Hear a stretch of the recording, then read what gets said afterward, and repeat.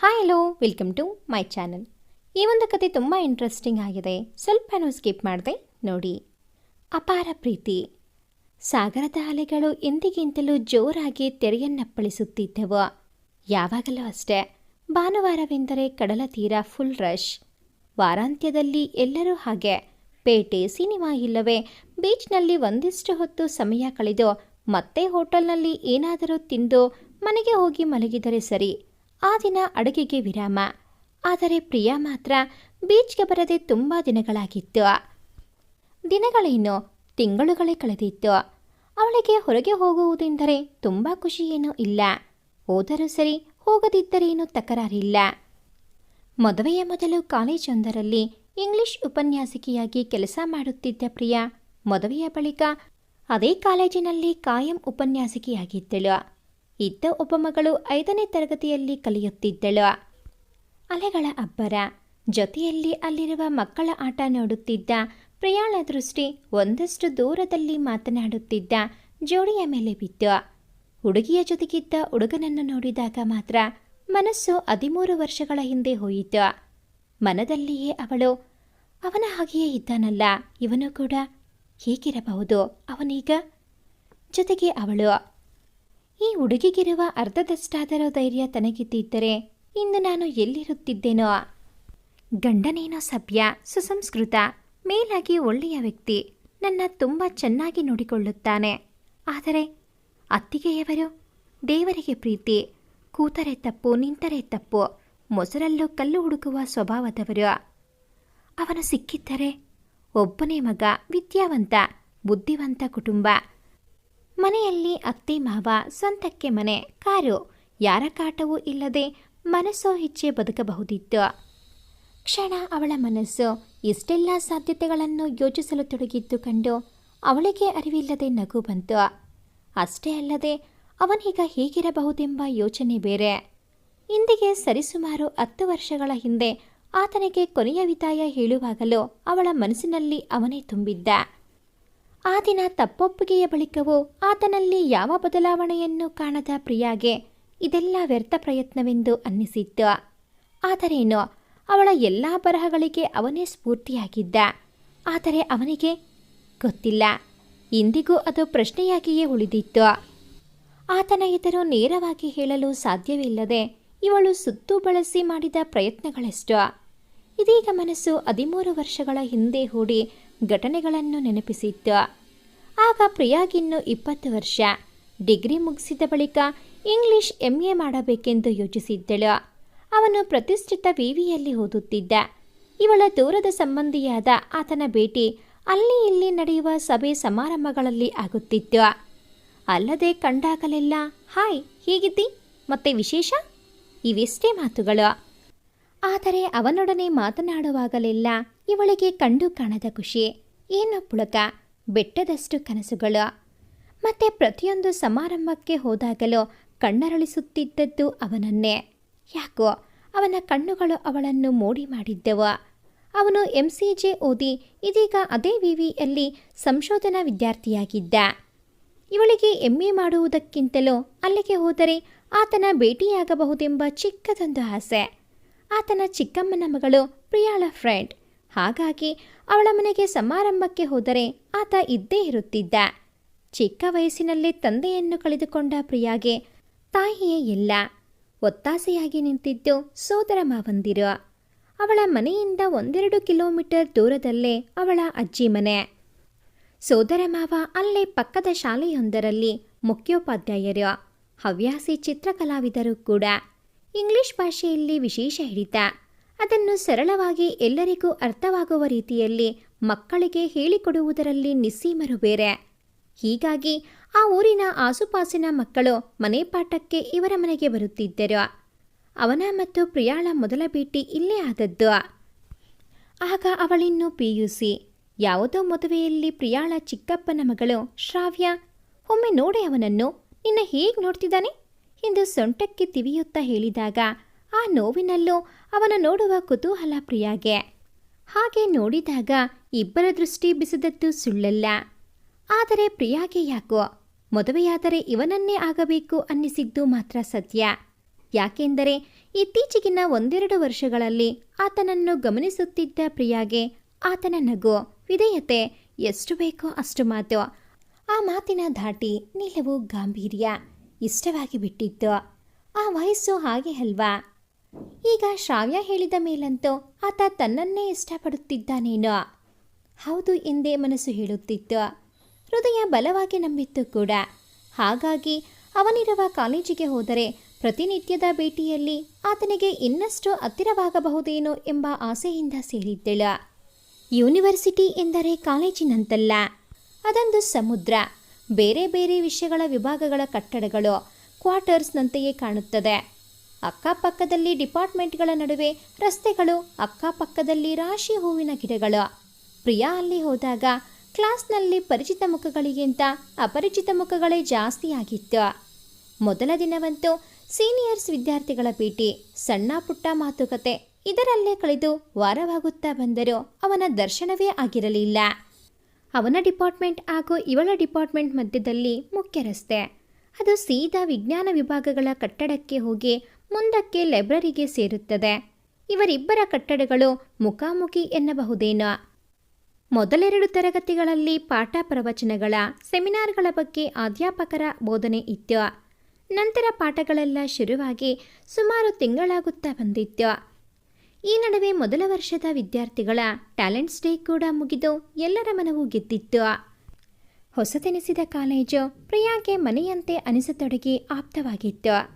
ಜಲಜ ಇವಳ ಕಾಲೇಜಿನಲ್ಲೇ ಡಿಗ್ರಿ ಮುಗಿಸಿದ್ದರೂ ಬೇರೆ ವಿಭಾಗಗಳಲ್ಲಿ ಇದ್ದಳು. ಹಾಗಾಗಿ ಕೆಲವು ಸಬ್ಜೆಕ್ಟ್ಗಳಿಗಷ್ಟೇ ಒಂದೇ ಕ್ಲಾಸ್ನಲ್ಲಿದ್ದರೂ ಒಳ್ಳೆ ಫ್ರೆಂಡ್ ಆಗಿದ್ದಳು. ಇಲ್ಲಿ ಅಲ್ಪ ಸಮಯದಲ್ಲಿ ಆಕೆ ಪ್ರಿಯಾಗೆ ತುಂಬ ಆಪ್ತಳಾಗಿದ್ದಳು. ಹೀಗೆ ಒಂದು ದಿನ ಬಸ್ ಇಳಿದು ಕ್ಲಾಸ್ ರೂಮ್ ಕಡೆ ಹೆಜ್ಜೆ ಹಾಕುತ್ತಾ ಬರುವಾಗ ಪಕ್ಕದ ಕಟ್ಟಡ ಕಡೆಗೆ ಎಂದಿನಂತೆ ದೃಷ್ಟಿ ಹಾಯಿಸಿದಳು. ಆದರೂ ಅವಳ ಕನಸಿನ ರಾಜಕುಮಾರ ಕಾಣಲೇ ಇಲ್ಲ. ಮನಸ್ಸಿನಲ್ಲಿ ಒಂದಿಷ್ಟು ಬೇಸರದ ಜೊತೆಗೆ ಕ್ಲಾಸಿಗೆ ಹೋದಳು. ಎಡಗಣ್ಣು ಅದರತೊಡಗಿದಾಗ ಗೆಳತಿ ಜಲಜಾ ಬಳಿಯಲ್ಲಿ, ನೋಡ್ತಾ ಇರೋ, ಇವತ್ತು ನನ್ನ ಮನದ ಏನೋ ಒಂದು ಆಸೆ ಈಡೇರುತ್ತದೆ ಎಂದಳು. ಕೂಡಲೇ ಜಲಜಾ, ಏನದು ನಂಗೂ ಹೇಳು ಮಾರಾಯ್ತೆ ಅಂದಳು. ಆಗ ಪ್ರಿಯಾ, ಇಲ್ಲ ಜಲಜಾ, ನೆರವೇರಿದ್ರೆ ಖಂಡಿತ ಹೇಳ್ತೇನೆ, ಪ್ರಾಮಿಸ್ ಎಂದು ಹೇಳಿ ಕಣ್ಣಲ್ಲೇ ನಕ್ಕಳು. ಮತ್ತೆ ಕ್ಲಾಸ್ ರೂಮಿಗೆ ಅವರ ಫೇವ್ರೆಟ್ ಲೆಕ್ಚರರ್ ಬಂದಾಗ ಮಾತು ಅರ್ಧಕ್ಕೆ ನಿಂತಿತು. ಅವಳಿಷ್ಟದ ಸಬ್ಜೆಕ್ಟ್ ದ ರೊಮ್ಯಾಂಟಿಕ್ ಪೊಯೆಟ್ರಿಯ ಬಗ್ಗೆ ಸರ್ ಹೇಳುತ್ತಿದ್ದರು. ಅವಳು ಕನ್ನಡ ಮಾಧ್ಯಮದಲ್ಲಿ ಓದಿದ್ದ ಕಾರಣ ಆಕೆಗೆ ಕನ್ನಡ ಭಾಷೆಯಲ್ಲಿದ್ದ ಹಿಡಿತ ಇಂಗ್ಲಿಷ್ನಲ್ಲಿ ಇರಲಿಲ್ಲ. ಆದರೆ ಇತ್ತೀಚೆಗಷ್ಟೇ ಕನ್ನಡದ ಕವನಗಳ ಜೊತೆಗೆ ಸಣ್ಣ ಪುಟ್ಟ ನುಡಿಗಟ್ಟುಗಳನ್ನು ಇಂಗ್ಲಿಷ್ನಲ್ಲಿಯೂ ಬರೆಯಲು ಶುರು ಮಾಡಿದ್ದಳು.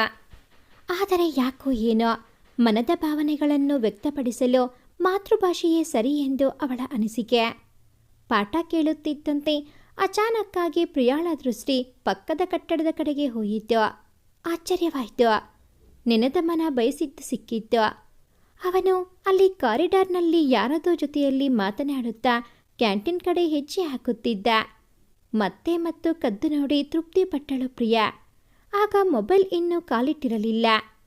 ಹಾಗಾಗಿ ಯಾವಾಗ ಈ ಪಿರಿಯಡ್ ಮುಗಿದು ಬ್ರೇಕ್ ಸಿಗುವುದು ಎಂಬ ಯೋಚನೆಯಿಂದ ಗಳಿಗೆಗೊಮ್ಮೆ ತನ್ನ ವಾಚನ್ನು ಬೇರೆ ನೋಡುತ್ತಿದ್ದಳು. ಯಾಕೆಂದರೆ ನೆಕ್ಸ್ಟ್ ಪೀರಿಯಡ್ ತೆಗೆದುಕೊಳ್ಳುವ ಲೆಕ್ಚರರ್ ಬರದ ಕಾರಣ ಫ್ರೀ ಇತ್ತು. ಪಕ್ಕದಲ್ಲಿ ಕ್ಯಾಂಟೀನ್ ಇದ್ದ ಕಾರಣ ಒಂದು ಕಪ್ ಟೀ ಕುಡಿದು ಏನಾದರೂ ತಿನ್ನಬೇಕಿತ್ತು. ಅವಳ ಮನೆಯಿಂದ ಈ ಯೂನಿವರ್ಸಿಟಿಗೆ ಒಟ್ಟು 21 ಕಿಲೋಮೀಟರ್ ದೂರ, ಸಾಮಾನ್ಯ 2 ಗಂಟೆಯ ಹಾದಿ. 2 ಬಸ್ ಹಿಡಿದು ಬರಬೇಕಾದ್ದರಿಂದ ಮುಂಜಾನೆ 7:15ಕ್ಕೆ ಮನೆ ಬಿಡಬೇಕಿತ್ತು. ಆ ಬೆಳಂಬೆಳಗ್ಗೆ ಆಕೆಗೆ ತಿನ್ನಲು ಏನೂ ಬೇಡವೆಂದೇ ಅನಿಸುತ್ತಿತ್ತು. ಹಾಗಾಗಿ ಸಣ್ಣದೊಂದು ಟಿಫಿನ್ ಬಾಕ್ಸ್ನಲ್ಲಿ ತಿಂಡಿ, ಮತ್ತೊಂದು ಬಾಕ್ಸ್ನಲ್ಲಿ ಸ್ವಲ್ಪ ಮಧ್ಯಾಹ್ನಕ್ಕೆ ಊಟವನ್ನು ತರುತ್ತಿದ್ದಳು. ಇದೀಗ ಹಸಿವಾದರೂ ಅವನನ್ನು ನೋಡಿದ ಖುಷಿಯಲ್ಲಿ ಅರ್ಧ ಹೊಟ್ಟೆ ತುಂಬಿತ್ತು. ಇನ್ನು ಕ್ಲಾಸ್ ಮುಗಿದು ಕ್ಯಾಂಟೀನ್ ಹೋದರೆ ಅವನ ಭೇಟಿಯಾಗಬಹುದು ಎಂಬ ಸಣ್ಣ ಆಸೆ ಅವಳಿಗೆ. ಯಾವಾಗಲೂ ಬೆಲ್ಗೆ 5 ನಿಮಿಷದ ಮೊದಲೇ ಬಿಡುತ್ತಿದ್ದ ಸರ್ ಆ ದಿನ ಮಾತ್ರ ಬಿಟ್ಟದ್ದು ಮತ್ತೆ 10 ನಿಮಿಷದ ಬಳಿಕವೇ. ಪ್ರಿಯಾ ಕೂಡಲೇ ಜಲಜಾ ಬಳಿ, ಜಲಜಾ, ನನಗೆ ತುಂಬ ತಲೆನೋವು ಕಣೆ, ಬಾರೆ ಕ್ಯಾಂಟೀನ್ ಹೋಗಿ ಒಂದು ಕಪ್ ಟೀ ಮತ್ತು ಬ್ರೆಡ್ ಬೋಂಡಾ ಇದ್ದರೆ ತಿಂದು ಬರೋಣ. ಇವತ್ತೇನೂ ತಿಂದಿಲ್ಲ, ಏನನ್ನು ತರಲೂ ಇಲ್ಲ, ಪ್ಲೀಸ್ ಕಣೆ ಅಂದಳು. ಇಲ್ಲಿನ ಬ್ರೆಡ್ ಬೋಂಡಾಗೆ ವಿಶೇಷ ರುಚಿ, ಹಾಗಾಗಿ ಅದು ತಿನ್ನುವುದೆಂದರೆ ಏನೋ ಖುಷಿ. ಕೂಡಲೇ ಜಲಜಾ, ನೀನಾಗ ಅದೇನೋ ಮನದಾಸೆ ಅಂದಿಯಲ್ಲ, ಅದೇಳು. ಹಾಗಾದರೆ ಖಂಡಿತ ಬರ್ತೇನೆ, ಇಲ್ಲದಿದ್ದರೆ ಇಲ್ಲ ಅಂದಾಗ ಪ್ರಿಯಾ, ಅಯ್ಯೋ ಸಾಕ್ ಮಾರಾಯ್ತಿ, ಅದೇನಿದ್ರು ನಿನ್ನತ್ರ ಮುಚ್ಚಿಡ್ತೀನಾ? ಹೇಳ್ತೇನೆ ಆಯ್ತಾ. ನನ್ನ ತಲೆಯಲ್ಲಿ ಈಗ ಬರೀ ಗೊಂದಲಗಳೇ ತುಂಬಿವೆ. ಜೇಡಿ ಮಣ್ಣಿದೆ ಅಷ್ಟೇ, ಆಕಾರವಿನ್ನೂ ಮೂಡಿಲ್ಲ. ಪ್ಲೀಸ್ ಸತಾಯಿಸ್ಬೇಡ, ಬಾ ಬೇಗ ಎಂದು ಹೇಳಿ ಆಕೆಯ ಒಪ್ಪಿಗೆಗೂ ಕಾಯದೆ ಹೋದಾಗ ಜಲಜಾಗೆ ಬೇರೆ ದಾರಿ ಇಲ್ಲದೆ ಅವಳನ್ನು ಹಿಂಬಾಲಿಸಿದಳು. ಕ್ಯಾಂಟೀನ್ ಹೊಕ್ಕಾಗ ದೂರದ ಟೇಬಲ್ನಲ್ಲಿ ಅವನು ಯಾರದೋ ಜೊತೆಯಲ್ಲಿ ಕುಳಿತು ಕಾಫಿ ಇರುವುದು ಕಂಡಿತು ಪ್ರಿಯಾಗೆ. ಇನ್ನೇನು ಅದರ ಪಕ್ಕದ ಟೇಬಲ್ನಲ್ಲಿ ಕುಳಿತುಕೊಳ್ಳಬೇಕೆಂದು ಯೋಚಿಸಿದಾಗ ಜಲಜಾ, ಅರೆ ಏನು ಯೋಚಿಸುತ್ತಿದ್ದೀಯಾ, ಕೈ ತೊಳೆಯೋಣ ಬಾ ಎಂದಳು. ಇನ್ನು ಬೇಡ ಎಂದರೆ ಅದಕ್ಕೂ 1000 ಪ್ರಶ್ನೆ ಕೇಳಿ ತಲೆ ಚಿಟ್ಟು ಹಿಡಿಸುತ್ತಾಳೆ ಅಂದುಕೊಂಡ ಪ್ರಿಯಾ ಕೈ ತೊಳೆಯಲು ಹೋಗಿ ವಾಪಸ್ಸಾದಳು. ಆದರೆ ಆ ಟೇಬಲ್ ನೋಡಿದಾಗ ಅವನು ಕಾಣಿಸಲೇ ಇಲ್ಲ. ಅದಾಗಲೇ ಆತ ಹೋಗಿದ್ದ. ಇವಳನ್ನೇ ಗಮನಿಸಿದ ಜಲಜಾ, ಏನಾಯ್ತೆ, ತುಂಬ ತಲೆನೋವಾ? ಹಾಗಾದ್ರೆ ಲೈಬ್ರರಿಗೆ ಹೋಗಿ ಮಲಗು, ಯಾರೂ ಇರಲ್ಲ ಈಗ ಅಲ್ಲಿ ಅಂದಳು. ಆಗ ಪ್ರಿಯಾ, ಇಲ್ಲ ಕಣೆ, ಯಾಕೋ ಒಂಥರ ಅನಿಸ್ತಾ ಇದೆ, ಟೀ ಕುಡಿದರೆ ಸರಿಯಾದೀತು ಎನ್ನುತ್ತಾ ಇಬ್ಬರು ಬರೀ ಟೀ ಕುಡಿದು ಅಲ್ಲಿಂದ ಹೊರಟರು. ಕೊನೆಗೂ ಆ ದಿನ ಹೀಗೆಯೇ ಕಳೆಯಿತು. ಮತ್ತೆ 4-5 ತಿಂಗಳುಗಳು ಉರುಳಿದರೂ ಅವನ ಭೇಟಿಯಾಗಲೇ ಇಲ್ಲ.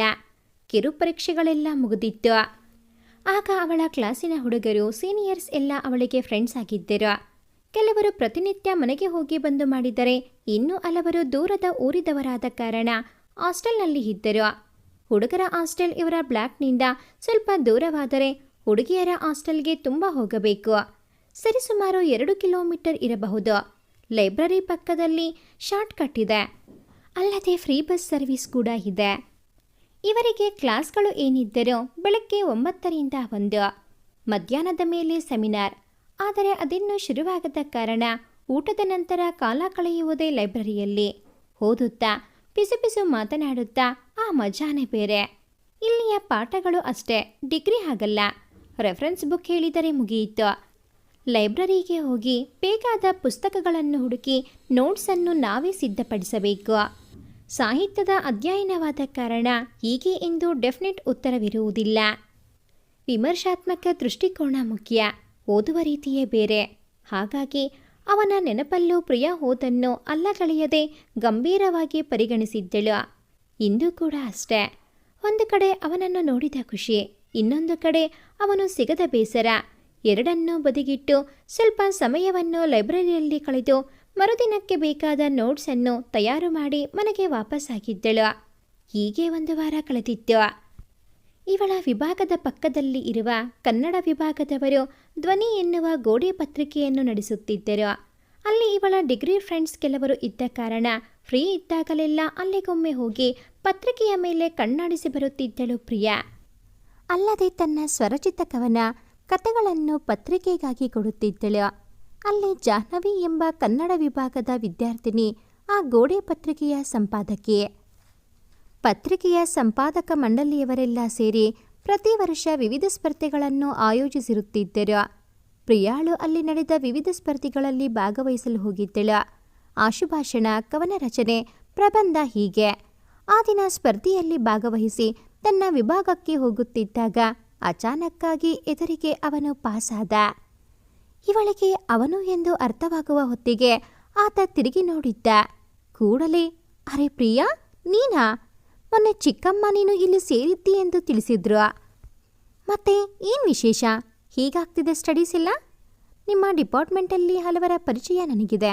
ಏನಾದರೂ ನನ್ನಿಂದ ಹೆಲ್ಪ್ ಬೇಕಿದ್ರೆ ಕೇಳು, ಆಯ್ತಾ ಎಂದ. ಆಗ ಪ್ರಿಯಾ, ಹಾಂ, ವಿಶೇಷ ಏನಿಲ್ಲ, ಸ್ಟಡೀಸ್ ಎಲ್ಲ ಓಕೆ, ಈಗ ಪರವಾಗಿಲ್ಲ. ಮೊನ್ನೆ ನಿನ್ನ ಚಿಕ್ಕಮ್ಮನ ಮನೆಗೆ ಹೋಗಿದ್ದೆ ನಾನು. ಗಾನ ಕೂಡ ಸಿಕ್ಕಿದ್ಲು. ಅವರು ನೀನು ಇಲ್ಲೇ ಇದ್ದು ಸಿಗ್ಲಿಲ್ವಾ ಕೇಳಿದ್ರು. ನಾನಿಲ್ಲ ಎಂದು ಹೇಳಿದೆ ಎಂದಳು. ಅದಕ್ಕೆ ಅವನು, ಹೌದಾ, ಓಕೆ, ನಾನೀಗ ಸ್ವಲ್ಪ ಬ್ಯುಸಿ, ಇನ್ನೊಮ್ಮೆ ಸಿಗ್ಲಾ? ಓಕೆ ಬಾಯ್ ಎಂದಾಗ ಪ್ರಿಯಾಳು, ಆಯಿತು ಓಕೆ ಬಾಯ್ ಎನ್ನುತ್ತಾ ತನ್ನ ಡಿಪಾರ್ಟ್ಮೆಂಟ್ ಕಡೆಗೆ ಹೋದಳು. ಹೋಗುವಾಗ ತಲೆ ತುಂಬ ಏನು ಗೊಂದಲ ಅವಳಿಗೆ. ಮನದಲ್ಲಿ ಅವನು ಸಿಗಬೇಕು ಎಂದು ಪ್ರತಿದಿನ ಬಯಸುವ ನಾನು ಸಿಗ್ದಾಗ ಮಾತ್ರ ಯಾಕೆ ಹೀಗೆ? ಮಾತುಗಳು ತಡವರಿಸುತ್ತಿದೆ. ಏನು ಹೇಳಬೇಕು, ತುಂಬ ಮಾತಾಡಬೇಕು ಅನ್ನಿಸ್ತಿದೆ. ಆದರೆ ಹೇಳಬೇಕೆನಿಸಿದ ಮಾತುಗಳೆಲ್ಲ ಗಂಟಲಿನಿಂದ ಹೊರಬರುವುದೇ ಇಲ್ವಲ್ಲ. ಮನದ ಮುಂದಿದ್ದ ರಾಶಿ ಮಾತುಗಳು ಎಲ್ಲಿ ಅಡಗಿತ್ತು? ಯಾಕಿಷ್ಟು ತಡವರಿಸಿದೆ? ಈ ಯೋಚನೆಯಲ್ಲಿ ನಡೆದಾಗ ದಾರಿ ಬದಿಯಲ್ಲಿದ್ದ ಕಲ್ಲೊಂದನ್ನು ಎಡವಿದಂತಾಗಿ ಯೋಚನೆಗೊಂದು ಬ್ರೇಕ್ ಸಿಕ್ಕಿ ತಟ್ಟನೆ ಆಚೆ ಈಚೆ ನೋಡಿದಳು. ಮತ್ತೆ ಸಮಯ ನೋಡಿದಾಗ ಮಧ್ಯಾಹ್ನ 3 ಗಂಟೆ. ಬೆಳಗಿನ ಕ್ಲಾಸ್ನಲ್ಲಷ್ಟೇ ವರ್ಡ್ಸ್ವರ್ತ್ ಕವನ ಮೈ ಹಾರ್ಟ್ ಲೀಪ್ಸ್ ಅಪ್ ಬಗ್ಗೆ ಪಾಠವಾಗಿತ್ತು. ಅದರ ಬಗ್ಗೆ ಇನ್ನಷ್ಟು ತಿಳಿದುಕೊಂಡು ಬಂದು ವಿಮರ್ಶಾತ್ಮಕವಾಗಿ ಮರುದಿನ ಕ್ಲಾಸಿನಲ್ಲಿ ಪ್ರೆಸೆಂಟ್ ಬೇರೆ ಮಾಡುವುದಿತ್ತು. ಹೀಗಾಗಿ ಕ್ಲಾಸ್ಗೆ ಹೋಗಿ ಜಲಜಾ ಇದ್ರೆ ಅವಳ ಜೊತೆ ಲೈಬ್ರರಿ ಹೋಗುವ ಪ್ಲಾನ್ ಹಾಕಿದಳು ಪ್ರಿಯಾ. ಕ್ಲಾಸಿಗೆ ಬರುತ್ತಿದ್ದ ಹಾಗೆಯೇ ಜಲಜಾ, ಸ್ವಲ್ಪ ಹೊತ್ತಿನ ಮುಂಚೆ ನೀನು ಯಾರ ಜೊತೆಯೋ ಮಾತನಾಡುತ್ತಿದ್ದೆ ಅಲ್ವಾ? ಯಾರೇ ಅದು? ಹೇಳಿ, ಪರವಾಗಿಲ್ಲ. ಸ್ವಲ್ಪ ಹ್ಯಾಂಡ್ಸಮ್ ಏನೋ ಇದ್ದಾನೆ, ನಂಗೂ ಪರಿಚಯ ಮಾಡಿಸ್ಬಾ ಎಂದು ಹೇಳಿ ನಕ್ಕಳು. ಕೂಡಲೇ ಪ್ರಿಯಾ, ಹಬ್ಬ, ನಿನ್ನದು ಹದ್ದಿನ ಕಣ್ಣು ಕಣೆ, ಇದು ಒಳ್ಳೆ ಕತೆ ಆಯ್ತಲ್ವಾ? ನಾನು ಯಾವ ಹುಡುಗನ ಜೊತೆಯೂ ಮಾತಾಡಬಾರ್ದಾ? ಇರಲಿ, ಅವನು ನಮಗೆ ದೂರದ ಸಂಬಂಧಿ, ಪರಿಚಯ ಕುಟುಂಬದವ. ಇತ್ತೀಚೆಗೆ ನೋಡದೆ 2 ವರ್ಷಗಳೇ ಕಳೆದಿತ್ತು. ಇಲ್ಲಿ ಹೈಯರ್ ಸ್ಟಡೀಸ್ ಮಾಡ್ತಾನಂತ ಗೊತ್ತಿತ್ತು. ಎಷ್ಟು ದಿನ ನೋಡಿರಲಿಲ್ಲ. ಇವತ್ತೇನೋ ಅಚಾನಕ್ಕಾಗಿ ಸಿಕ್ಕಿದ, ಮಾತನಾಡಿದ್ದೆವು, ತಪ್ಪಾ ಕೇಳಿದಳು. ಅಷ್ಟರಲ್ಲಿ ಜಲಜಾ, ಇಲ್ಲಮ್ಮ, ಸುಮ್ಮನೆ ನಿನ್ನ ನೋಡಿದಾಗ ರೇಗಿಸೋಣ ಅನಿಸ್ತು, ಅದಕ್ಕೆ ಕಾಲೆಳೆದೆ ಅಷ್ಟೇ. ಅದಿರಲಿ, ನನಗೆ ಲೈಬ್ರರಿಗೆ ಹೋಗ್ಲಿಕ್ಕಿದೆ, ನಾಳೆ ಬೇರೆ ಪ್ರೆಸೆಂಟೇಷನ್ ಇದೆ ಅಲ್ವಾ? ಸ್ವಲ್ಪ ರೆಫರೆನ್ಸ್ ಬುಕ್ಸ್ ನೋಡಿ ನೋಟ್ಸ್ ತಯಾರು ಮಾಡಬೇಕು ಅಂದಾಗ ಪ್ರಿಯಾ, ಅರೆ ನೋಡು, ಫ್ರೆಂಡ್ಸ್ ಅಂದರೆ ಹೀಗೆ ಇರಬೇಕು. ನಾನು ಹೀಗೆ ಬಂದದ್ದು ನಿನ್ನ ಲೈಬ್ರರಿಗೆ ಕರ್ಕೊಂಡು ಹೋಗೋಕೆ ಅಂತ ಅಂದಳು. ಅಷ್ಟರಲ್ಲಿ ಜಲಜಾ, ಅಯ್ಯೋ, ನಿನ್ನ ಕಾಲೆಳೆಯುವುದರಲ್ಲೇ ಮರ್ತೆ ಕಣೆ. ಹೋದ ಕೆಲಸ ಏನಾಯಿತು? ಪ್ರೈಸ್ ಏನಾದರೂ ಸಿಕ್ಕಿತಾ? ನಿನ್ನ ಕವನಕ್ಕೊಂದು ಪ್ರೈಸ್ ಗ್ಯಾರಂಟಿ ಅಲ್ವಾ? ಹೌದು ಜಲಜಾ, ನಿನ್ನ ಆರೈಕೆ ಏನು? ಕವನದಲ್ಲಿ ಫಸ್ಟ್, ಭಾಷಣದಲ್ಲಿ ಸೆಕೆಂಡ್, ಪ್ರಬಂಧದ ರಿಸಲ್ಟ್ ಇನ್ನು ಬರಬೇಕಷ್ಟೆ. ಹೇಳುತ್ತಾ ಇಬ್ಬರು ಲೈಬ್ರರಿಯತ್ತ ಹೆಜ್ಜೆ ಹಾಕಿದರು. ಹೊಳಹೊಕ್ಕಾಗ ಅಲ್ಲಿದ್ದ ಕೆಲವು ಜೋಡಿಗಳು ಓದುವುದಕ್ಕೆ ಬರುತ್ತಾರೋ ಇಲ್ಲ ಮಜಾ ಮಾಡಲು ಗೊತ್ತಾಗಲಿಲ್ಲ ಪ್ರಿಯಾಗೆ. ಅವರನ್ನೇ ನೋಡುತ್ತಾ ಅವಳ ವಿಭಾಗಕ್ಕೆ ಹೋದಾಗ ಅಲ್ಲಿ ಅದಾಗಲೇ ಅವಳ ಕ್ಲಾಸಿನವರ ಜೊತೆಗೆ ಸೀನಿಯರ್ಸ್ ಕೂಡ ಇದ್ದರು. ಕೆಲವರು ಸೀರಿಯಸ್ ಆಗಿ ನೋಟ್ಸ್ ತಯಾರು ಮಾಡುತ್ತಿದ್ದರೆ, ಇನ್ನು ಕೆಲವರು ಪಿಸು ಪಿಸು ಮಾತನಾಡುತ್ತಾ ಕಾಲಹರಣ ಮಾಡುತ್ತಿದ್ದರು. ಪ್ರಿಯಾ ಪುಸ್ತಕದ ರ್ಯಾಕ್ ಹತ್ರ ಹೋಗಿ ತನಗೆ ಬೇಕಾದ ಪುಸ್ತಕಗಳಿವೆ ಎಂದು ಹುಡುಕತೊಡಗಿದಳು. ತಟ್ಟನೆ ಪಿಸು ಪಿಸು ಮಾತನಾಡುತ್ತಿದ್ದ ಗುಂಪಿನ ಮಾತುಗಳು ಲೆಕ್ಕಕ್ಕಿಂತ ಜಾಸ್ತಿಯಾಗಿ ಗೊಳ್ಳೆಂದು ನಕ್ಕಾಗ ಒಮ್ಮೆಲೆ ಇದ್ದ ನೀರವ ಮೌನ ಮುರಿಯಿತು. ಬಹುಶಃ ಈ ಸದ್ದು ಇವರ ವಿಭಾಗದ ಮೆಟ್ಟಿಲೇರುತ್ತಿದ್ದ ಲೈಬ್ರರಿಯನ್ ಕಿವಿಗೆ ಕೇಳಿರಬೇಕು. ಬಂದ ಅವರು, ಇಲ್ಲಿ ಎಲ್ಲ ವಿಭಾಗದಲ್ಲೂ ಮೌನವಾಗಿದ್ದಾರೆ, ನಿಮ್ಮ ವಿಭಾಗದವರು ಮಾತ್ರ ಯಾವಾಗಲೂ ಪಿಸು ಪಿಸು, ಮಾತು ನಗು ಬೇರೆ. ನೀವೇನು ಓದಲು ಬರುತ್ತೀರೋ ಅಥವಾ ಮಜಾ ಮಾಡಲು? ಹೇಳಿ ಹೇಳಿ ಸಾಕಾಗಿದೆ. ಹೀಗೆಲ್ಲ ಬಿಹೇವ್ ಮಾಡಿದರೆ ಬೇರೆಯವರಿಗೆ ತೊಂದರೆಯಾಗಲ್ವಾ? ಇದೇ ಕೊನೆ. ಇನ್ನು ಹೀಗೆ ಆದರೆ ನಿಮ್ಮ ವಿಭಾಗಕ್ಕೆ ತಿಳಿಸಬೇಕಾಗುತ್ತದೆ ಎನ್ನುತ್ತಾ ಸಿಟ್ಟಿನಿಂದ ಹೋದಾಗ ರ್ಯಾಕ್ ಪಕ್ಕ ಎದುರು ನಿಂತಿದ್ದ ಪ್ರಿಯಾಗೆ ಹೋದ ಜೀವ ಮರಳಿ ಬಂದಂತಾಯಿತು. ಮತ್ತೆ ಜಲಜಾ ಜೊತೆ ಸೇರಿ ಸ್ವಲ್ಪ ನೋಟ್ಸ್ ಪ್ರಿಪೇರ್ ಮಾಡಿದಾಗ 5 ಕಳೆದಿತ್ತು. ಸುಸ್ತಾದ ಅವರು ಮನೆಗೆ ವಾಪಸ್ಸಾದರು. ಹೀಗೆಯೇ 1-2 ದಿನ ಕಳೆದಿರಲು ಬೆಳಗ್ಗಿನ ಕ್ಲಾಸ್ನಲ್ಲಿ ಆ ವರ್ಷದ ವಿಚಾರ ಸಂಕಿರಣಕ್ಕಾಗಿ ಯಾವುದಾದರೂ ಹೊಸ ವಿಷಯವನ್ನು ಆರಿಸಿ ಮರುದಿನ ಕ್ಲಾಸಿನಲ್ಲಿ ಸಂಬಂಧಪಟ್ಟ ಲೆಕ್ಚರರ್ಗೆ ಹೇಳಬೇಕೆಂದು ತಿಳಿಸಿದ್ದರು. ಹಾಗಾಗಿ ಬೇಗ ಊಟ ಮುಗಿಸಿ ಪ್ರಿಯಾ ಮತ್ತು ಜಲಜಾ ಹೊರಟುತ್ತಾ ಲೈಬ್ರರಿಯ ಕಡೆ ಹೆಜ್ಜೆ ಹಾಕಿದರು. ಯಾಕೋ ಪ್ರಿಯಾಗೆ ಆ ದಿನದ ದಿನಪತ್ರಿಕೆಯನ್ನು ನೋಡುವ ಮನಸ್ಸಾಯಿತು. ಕೂಡಲೇ, ಜಲಜಾ, ನೀನು ಮೇಲೆ ಹೋಗ್ತೀಯಾ? ನಾನು ಆ ಕಡೆ ಹೋಗಿ ಇವತ್ತಿನ ಪೇಪರ್ಸ್ನ ಮೇಲೆ ಒಮ್ಮೆ ಕಣ್ಣಾಡಿಸಿ ಬರುತ್ತೇನೆ, ಓಕೆ ಅಲ್ವಾ? ಅಥವಾ ನೀನು ಬರುವುದಾದರೆ ಮತ್ತೆ ಒಟ್ಟಿಗೆ ಮೇಲ್ಗಡೆ ಹೋಗೋಣ ಅಂದಳು. ಆಗ ಜಲಜಾ, ನೀನು ಹೋಗಿರೋ, ನಾನು ಅಷ್ಟರಲ್ಲಿ ಬಾಕಿ ಇರುವ ನಿನ್ನೆಯ ಪಾಠದ ಪಾಯಿಂಟ್ಸ್ ಬರೆಯುವುದಿದೆ, ಮುಗಿಸ್ತೇನೆ ಎಂದಳು. ತಲೆ ಆಡಿಸಿದ ಪ್ರಿಯಾ ಲೈಬ್ರರಿ ಎಡಭಾಗಕ್ಕೆ ಹೋದಳು. ಅಲ್ಲಿ ದಿನಪತ್ರಿಕೆಗಳು, ವಾರಪತ್ರಿಕೆಗಳೆಲ್ಲ ಇರುತ್ತಿದ್ದು ಯಾವುದೋ ಒಂದು ಪತ್ರಿಕೆಯ ಮೇಲೆ ಕಣ್ಣಾಡಿಸಿದಾಗ ದಿನಭವಿಷ್ಯ ಕಂಡಿತು. ಅವಳಿಗೆ ದಿನಭವಿಷ್ಯ ನೋಡುವುದೊಂದು ಹುಚ್ಚು, ನಂಬುತ್ತಾಳೆ ಎಂದಲ್ಲ. ಆದರೆ ಅವಳಿಗೆ ಬೇಕಾದ ಹಾಗಿದ್ರೆ ಒಂದು ಖುಷಿ ಅಷ್ಟೆ. ಅಲ್ಲಿ ಅವಳ ಜನ್ಮರಾಶಿ ಹುಡುಕಿದಾಗ ಆಪ್ತೆಷ್ಟರ ಭೇಟಿ ಸಂತಸದ ವಾತಾವರಣ ಅಂದಿತ್ತು. ಮನದಲ್ಲೇ ಆಕೆ ಹೋ ಅವನು ಸಿಗಬಹುದೇನೋ ಹಾಗಾದರೆ ಅಂದುಕೊಂಡಳು. ಮನಸ್ಸು ಆಪ್ತೆಷ್ಟರು ಅಂದರೆ ಅವನೇ ಯಾಕಾಗಬೇಕು ಅಲ್ವಾ? ನನಗೆ ಯಾರಿದ್ದಾರೆ ವೈರಿಗಳು? ಯಾರೂ ಇಲ್ಲ. ಸೊ ಯಾರಾದರೂ ಪರಿಚಯದವರು ಹಿತೈಷಿಗಳು ಸಿಗಬಹುದೇನೋ ಎಂದು ಲೆಕ್ಕ ಹಾಕಿದಳು. ಹಾಗೆ ಯೋಚಿಸಿದರೂ ಮನದ ಮೂಲೆಯಲ್ಲಿ ಇದ್ದ ಆಸೆ ಅವನು ಸಿಗಬಹುದೇನೋ ಎಂಬುದು ಮಾಸಲಿಲ್ಲ. ಮತ್ತೆ ಸ್ವಲ್ಪ ಹೊತ್ತು ಎಲ್ಲ ಪತ್ರಿಕೆಗಳ ಮೇಲೆ ಕಣ್ಣಾಡಿಸುತ್ತಾ ಪುನಃ ತನ್ನ ವಿಭಾಗಕ್ಕೆ ಹೊರಟವಳನ್ನು ಹಿಂದಿನಿಂದ ಬಂದ ಹಾಯ್ ಎಂಬ ಧ್ವನಿಯೊಂದು ತಡೆದು ನಿಲ್ಲಿಸಿತ್ತು. ಹಿಂತಿರುಗಿ ನೋಡಿದಾಗ ಪರಿಚಿತ ಮುಖವೊಂದು ಪ್ರಶ್ನಾರ್ಥಕವಾಗಿ ಅವಳನ್ನೇ ನೋಡುತ್ತಿತ್ತು. ನೀನು ಪ್ರಿಯಾ ಅಲ್ವಾ? ನನ್ನ ಗುರುತು ಸಿಗ್ಲಿಲ್ವಾ? ನಾನು ಶಿರೀಷ್, ಗಾನಾ ದೊಡ್ಡಮ್ಮನ ಮಗ. ನಿಮ್ಮನ್ನು ಗಾನಾ ಮನೆಯಲ್ಲಿ 1-2 ಸಲ ನೋಡಿದ್ದೇನೆ ಎಂದನು. ಹಾಗಂದ ಕೂಡಲೇ ಪ್ರಿಯಾಗೆ ಎಲ್ಲ ನೆನಪಾಯಿತು. ಸಾರಿ, ತಕ್ಷಣ ನೆನಪಾಗಲಿಲ್ಲ. ಮೊನ್ನೆ ಗಾನಾ ಹೇಳಿದ್ಲು ನೀವು ಇಲ್ಲಿ MSc ಮಾಡ್ತಿದ್ದೀರಿ ಅಂತ.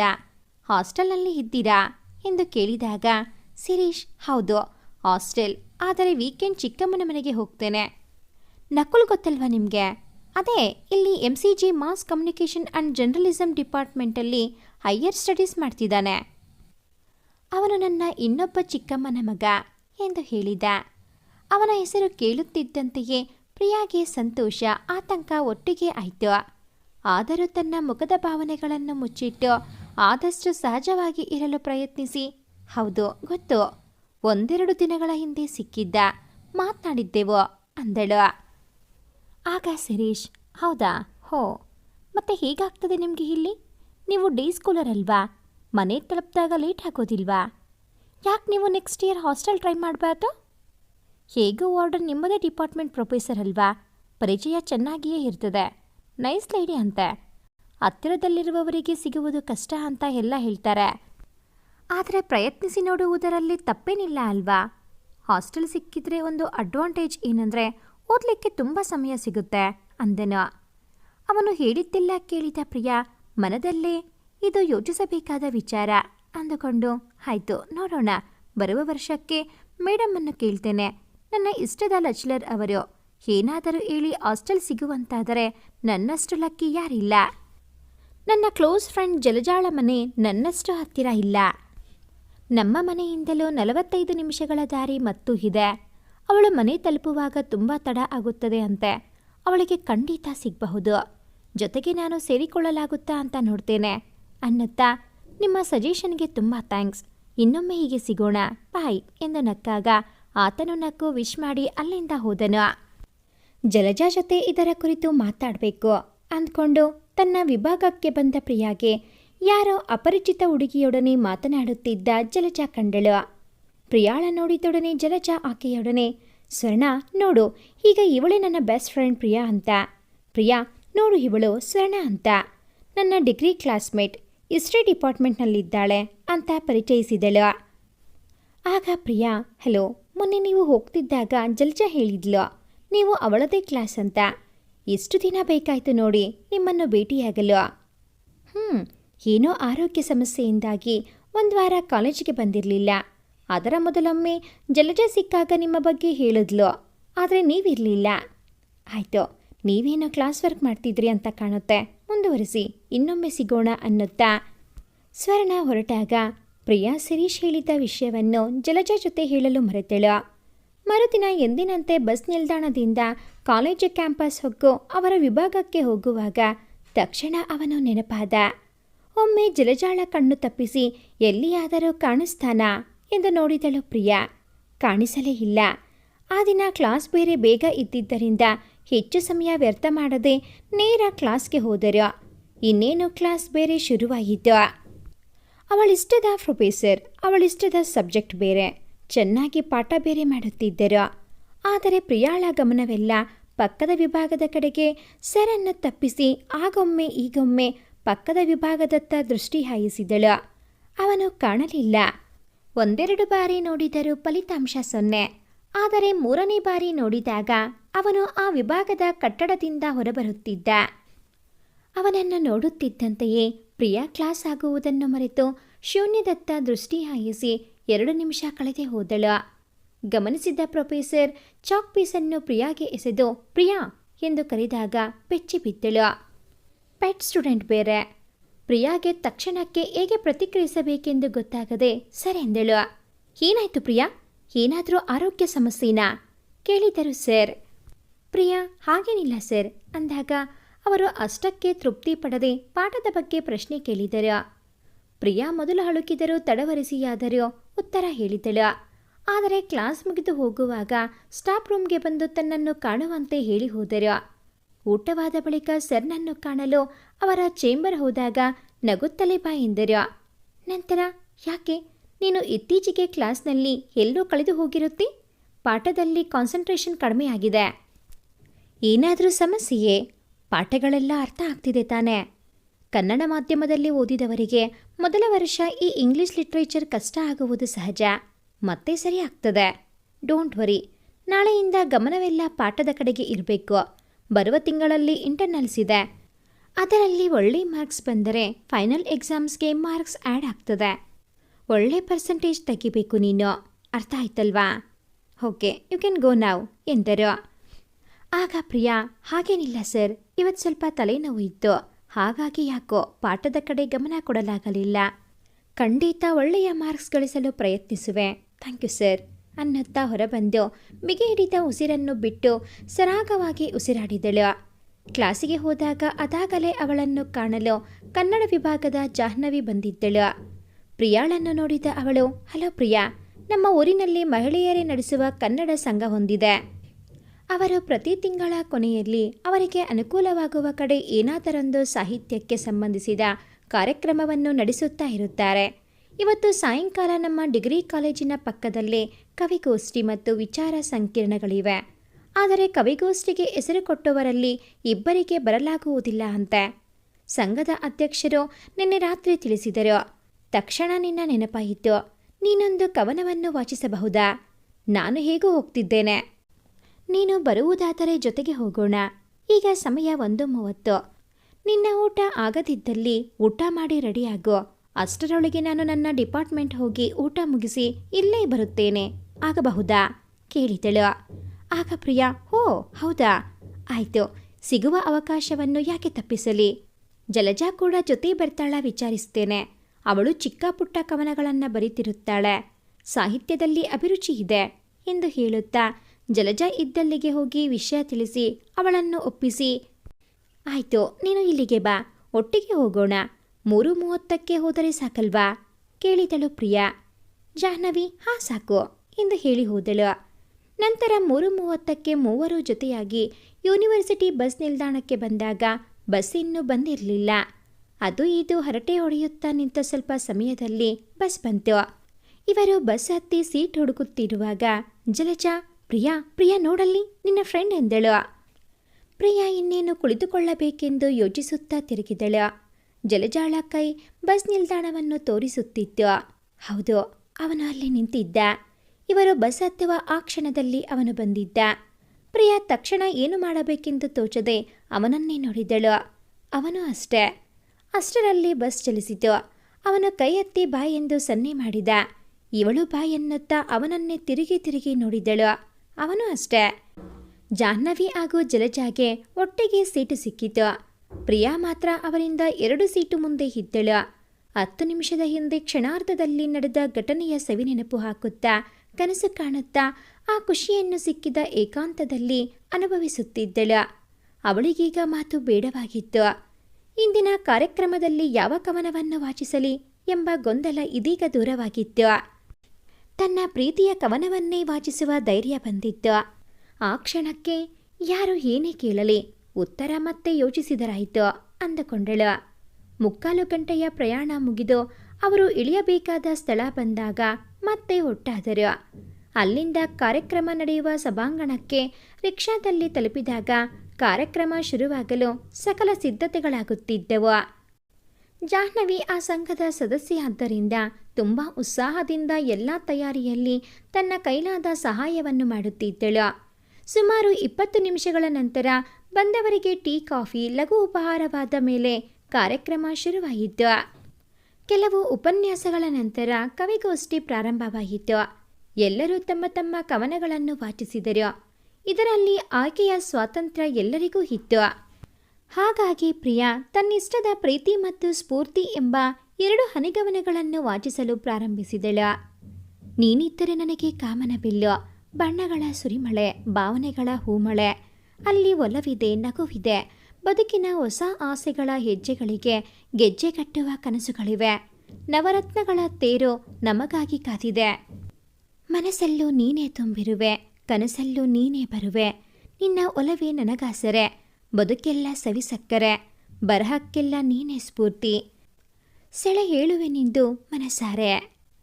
ಯಾಕೋ ಏನೋ ಹೇಳುವಾಗ ಇದ್ದ ಧೈರ್ಯ ಹೇಳಿ ಮುಗಿಸಿದ ಮೇಲಿರಲಿಲ್ಲ. ತನ್ನ ಕವನಗಳು ನೀರಸವೆಂದೇ ಅನಿಸತೊಡಗಿತು. ಪ್ರೇಕ್ಷಕರ ಚಪ್ಪಾಳೆ ಪ್ರಿಯಾಗೆ ಖುಷಿ ಕೊಟ್ಟರು. ಜಲಜಾಳ ಪ್ರಶ್ನಾರ್ಥಕ ನೋಟವನ್ನು ಎದುರಿಸಲಾರದೆ ಹೋದಳು. ಜಲಜಾಳ ಮುಖದಲ್ಲಿದ್ದ ಸಾವಿರಾರು ಪ್ರಶ್ನೆಗಳನ್ನು ಇನ್ನು ಹೇಗೆ ಎದುರಿಸುವುದು? ಅದನ್ನು ಕೇಳದೆ ಬಿಡುವ ಹುಡುಗಿಯಲ್ಲ ಅವಳು. ಎಲ್ಲಿಂದ ಹೇಗೆ ಏನು ಹೇಳಲಿ ಎಂಬ ಯೋಚನೆಯೇ ಪ್ರಿಯಾಳನ್ನು ಆತಂಕಕ್ಕೀಡು ಮಾಡಿತು. ಕವನ ವಾಚನದ ನಂತರ 2 ಸಾಧಕರಿಗೆ ಸನ್ಮಾನ ಕಾರ್ಯಕ್ರಮವಿತ್ತು. ಕೊನೆಯಲ್ಲಿ ಕವನ ವಾಚನ ಮಾಡಿದವರಿಗೆ ಸ್ಮರಣಿಕೆ ನೀಡಿ ಧನ್ಯವಾದ ಸಮರ್ಪಣೆಯೊಂದಿಗೆ ಕೊನೆಗೊಂಡಿತು.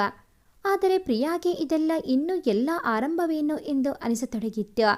ಜಲಜಾಳೊಡನೆ ಒಬ್ಬಳೇ ಇರುವುದನ್ನು ಆದಷ್ಟು ತಪ್ಪಿಸುವ ಪ್ರಯತ್ನ ಮಾಡಿ ಅಲ್ಲೆಯ ಗುಂಪಿನೊಂದಿಗೆ ಜಲಜಾಳನ್ನು ಕರೆದುಕೊಂಡು ಹೋಗಿ ಕುಳಿತಳು. ಜಾಹ್ನವಿಯ ಕಂಡೊಡನೆ ಅವಳಿಗೆ ಥ್ಯಾಂಕ್ಸ್ ಹೇಳಿ ಹೋಗೋಣವೇ ಎಂದು ಕೇಳಿದಳು. ಅವಳು, ಇನ್ನು 10 ನಿಮಿಷ, ನನಗೆ ಸ್ವಲ್ಪ ಕೆಲಸವಿದೆ. ನಿಮ್ಮಿಬ್ಬರಿಗೂ ತಡವಾಗುವುದಾದರೆ ಹೊರಡಿ, ಇಲ್ಲದಿದ್ದಲ್ಲಿ ಒಟ್ಟಿಗೆ ಹೋಗೋಣ ಎಂದಳು. ತಕ್ಷಣ ಪ್ರಿಯಾ, ನನಗೆ ಹಾಗೇನಿಲ್ಲಪ್ಪ, ಜೊತೆಗೆ ಬಂದಿದ್ದೇವೆ, ಜೊತೆಗೆ ಹೋಗೋಣ ಎಂದಳು. ಜಲಜ ಪ್ರಿಯಾಳ ಹಾವಭಾವವನ್ನೇ ಹಳೆಯುತ್ತಿದ್ದಳು.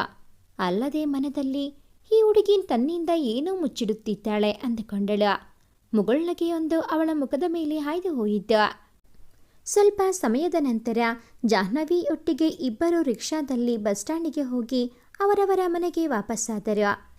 ಆ ದಿನ ಮಾತ್ರ ರಾತ್ರಿ ಪ್ರಿಯಾ ಸರಿಯಾಗಿ ನಿದ್ರಿಸಲಿಲ್ಲ.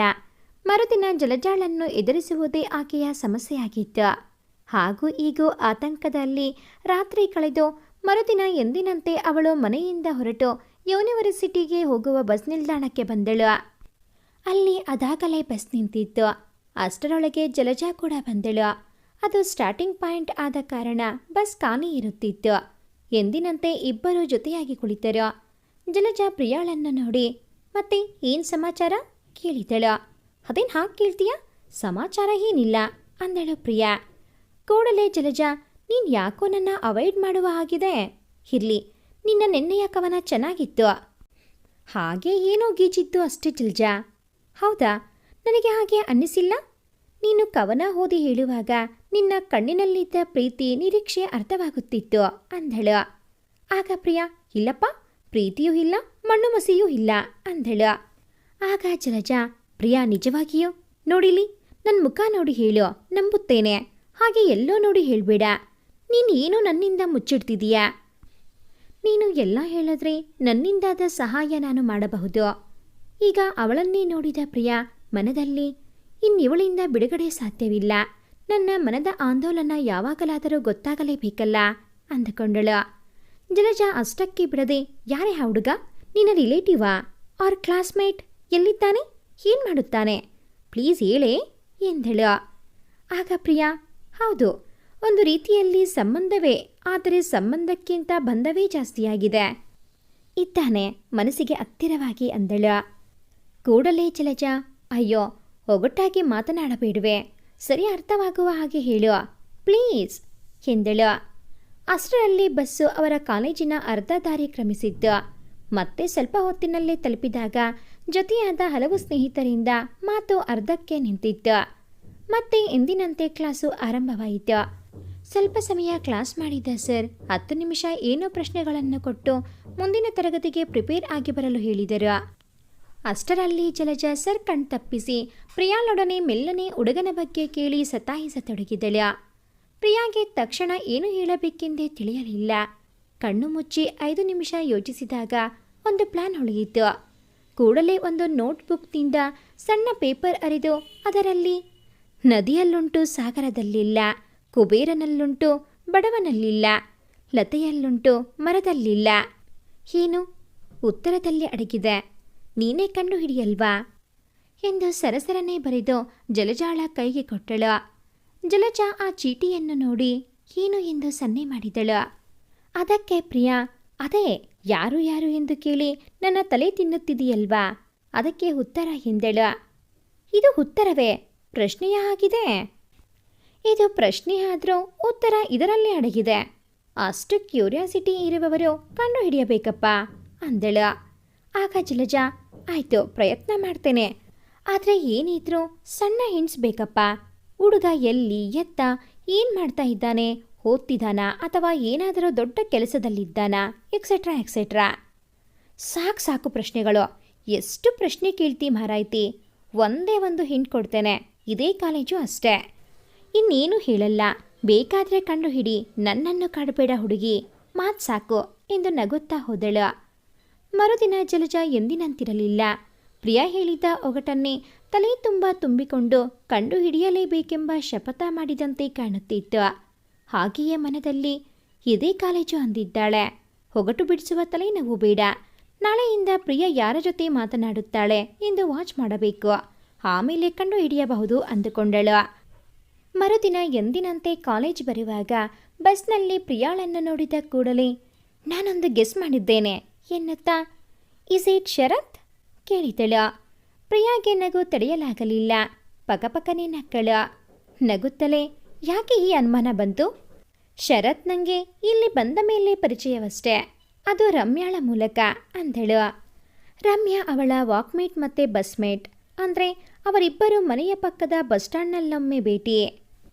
ಪೇಟೆಯ ಕಡೆಗೆ ಹೋಗುವ ಸಿಟಿ ಬಸ್ಸನ್ನು ಹಿಡಿದು ಯೂನಿವರ್ಸಿಟಿ ಬಸ್ ಸ್ಟ್ಯಾಂಡಿಗೆ ಯಾವಾಗಲೂ ಜೊತೆಯಾಗಿಯೇ ಹೋಗುತ್ತಿದ್ದರು. ಹಾಗೆ ಒಂದು ದಿನ ಮಾತನಾಡುತ್ತಿದ್ದಾಗ ಸಹಜವಾಗಿ ಎಲ್ಲಿ ಏನು ಪ್ರಶ್ನೆಗಳು ಉದ್ಭವಿಸಿದ್ದು. ಆಕೆ ತಾನು ಸೈನ್ಸ್ ಡಿಪಾರ್ಟ್ಮೆಂಟ್ ಕೆಮಿಸ್ಟ್ರಿಯಲ್ಲಿ MSc ಮಾಡುತ್ತಿರುವುದಾಗಿ ಹೇಳಿದ್ದಳು. ಸ್ವಲ್ಪ ದಿನಗಳಾದ ಮೇಲೆ ಕಾಲೇಜ್ ಯೂನಿಯನ್ ಪ್ರೆಸಿಡೆಂಟ್ ಪೋಸ್ಟ್ಗೆ ಕ್ಯಾಂಪೇನಿಂಗ್ ಆಗ್ತಾ ಇತ್ತು. ಆಗ ರಮ್ಯಾ ಪ್ರಿಯಾಳಲ್ಲಿ ಶರತ್ನನ್ನು ಪರಿಚಯ ಮಾಡಿಸಿ, ಇದು ನನ್ನ ದೊಡ್ಡಪ್ಪನ ಮಗ ಶರತ್, ಈ ಸಲದ ಯೂನಿಯನ್ ಲೀಡರ್ಗೆ ಸ್ಪರ್ಧಿಸುತ್ತಿದ್ದಾನೆ, ಈ ಬಾರಿ ಇವನಿಗೆ ನೀನು ವೋಟ್ ಹಾಕಬೇಕು ಅಂದಿದ್ದಳು. ಹಾಗೆ ಪರಿಚಯವಾದ ಶರತ್ ಆಗೊಮ್ಮೆ ಈಗೊಮ್ಮೆ ಕ್ಯಾಂಟೀನ್ನಲ್ಲಿ ಲೈಬ್ರರಿಯಲ್ಲಿ ಸಿಕ್ಕಿ ಮಾತನಾಡಿದ್ದ. ಆಗ ಇವರ ಜೊತೆ ಜಲಜಾ ಕೂಡ ಇದ್ದಳು. ಈಗ ಜಲಜಾ ಆತನ ಹೆಸರು ಹೇಳಿದಾಗ ಅವಳ ಯೋಚನಾ ಲಹರಿ ಸಾಗಿದ ದಾರಿ ಕಂಡು ನಗು ತಡೆಯಲಾಗಲಿಲ್ಲ. ನಗುತ್ತಲೇ, ಅಲ್ವೇ ಜಲಜಾ, ಆತನ ಪರಿಚಯ ನಿನ್ನೆ ಮೊನ್ನೆಯದಷ್ಟೇ, ಅಷ್ಟು ಬೇಗ ಪ್ರೀತಿಸ್ಲಿಕ್ಕೆ ಇದು ಲವ್ ಅಟ್ ಫಸ್ಟ್ ಸೈಟ್ ಅಲ್ಲಪ್ಪ ಅಂದಳು. ಆ ದಿನ ಕಾಲೇಜಿನಲ್ಲಿ ಒಂದೆರಡು ಕ್ಲಾಸ್ಗಳು ಬೇರೆ ಫ್ರೀ ಇತ್ತು. ಹಾಗಾಗಿ ಕ್ಲಾಸಿನ ಹೆಚ್ಚಿನ ವಿದ್ಯಾರ್ಥಿಗಳು ಲೈಬ್ರರಿ, ಕ್ಯಾಂಟೀನ್ ಹೇಳಿ ಅತ್ತಿಂದಿತ್ತ ಓಡಾಡುತ್ತಿದ್ದರು. ಪ್ರಿಯಾ ಯಾವುದೋ ಕವನವನ್ನು ಬರೆಯುತ್ತಾ ಕುಳಿತಿದ್ದಳು. ಅಷ್ಟರಲ್ಲಿ ಬಂದ ಜಲಜಾ ಅವಳು ಬರೆಯುತ್ತಿದ್ದ ಪೇಪರನ್ನು ಅವಳ ಕೈಯಿಂದ ಕಿತ್ತು ಅದರಲ್ಲಿ ಬರೆದಿದ್ದನ್ನು ಓದತೊಡಗಿದಳು. ಅದರಲ್ಲಿ, ಅಂದು ನಿನ್ನ ನೋಡಿದಾಗಲೆಲ್ಲ ಮನಸ್ಸಿನಲ್ಲೊಂದು ಕಂಡು ಕಾಣದ ಉದ್ವೇಗ, ಜೊತೆಗೆ ಭಯ, ಜೋರಾದ ಎದೆಬಡಿತ. ಅಲ್ಲೇ ಕಾಲೇಜಿನ ಆವರಣದಲ್ಲಿ ಗುಂಪಿನಲ್ಲಿ ನೀನು ಬಂದ ಹಾಗೆ, ಕದ್ದು ನಿನ್ನ ನೋಡಿದ ಹಾಗೆ ಯೋಚಿಸುವಾಗಲೇ ಮುಖದಲ್ಲಿ ಸಣ್ಣದೊಂದು ನಗು ಮಿಂಚಿ ಮರೆಯಾದದ್ದು. ಕೆಲವೊಮ್ಮೆ ಕಾದಿದ್ದು, ಆದರೆ ನಿರೀಕ್ಷೆಯ ಹುಸಿಯಾದ ಕೆಲವು ದಿನಗಳು ದೀರ್ಘವೆನಿಸಿ ಕಾಡಿದ ನಿರಾಶಾಭಾವ ಮತ್ತೆ ಮತ್ತೆ ಕಾಡುವುದು ಯಾಕೋ ಎಂದಿತ್ತು. ಓದುತ್ತಿದ್ದ ಹಾಗೆ ಜಲಜಾಗೆ ಇದನ್ನು ಹೇಗಾದರೂ ಮಾಡಿ ತಿಳಿಯಬೇಕೆಂಬ ಹಂಬಲ ಹೆಚ್ಚಾಯಿತು. ಕೂಡಲೇ ಪ್ರಿಯಾಳೊಡನೆ, ಹೇ, ನಿನ್ನ ಕವನಗಳ ಪುಸ್ತಕ ಹೊಂದಿತ್ತಲ್ವಾ, ಅದು ನಿನ್ನ ಬಳಿಯೇ ಇದೆಯಾ ಎಂದು ವಿಚಾರಿಸಿದಳು. ಆಗ ಪ್ರಿಯಾ, ಯಾವುದು, ಕನ್ನಡದಲ್ಲಿ ಬರೆದಿರುವುದಾ ಅಥವಾ ಇಂಗ್ಲಿಷ್ನಲ್ಲಿಯಾ?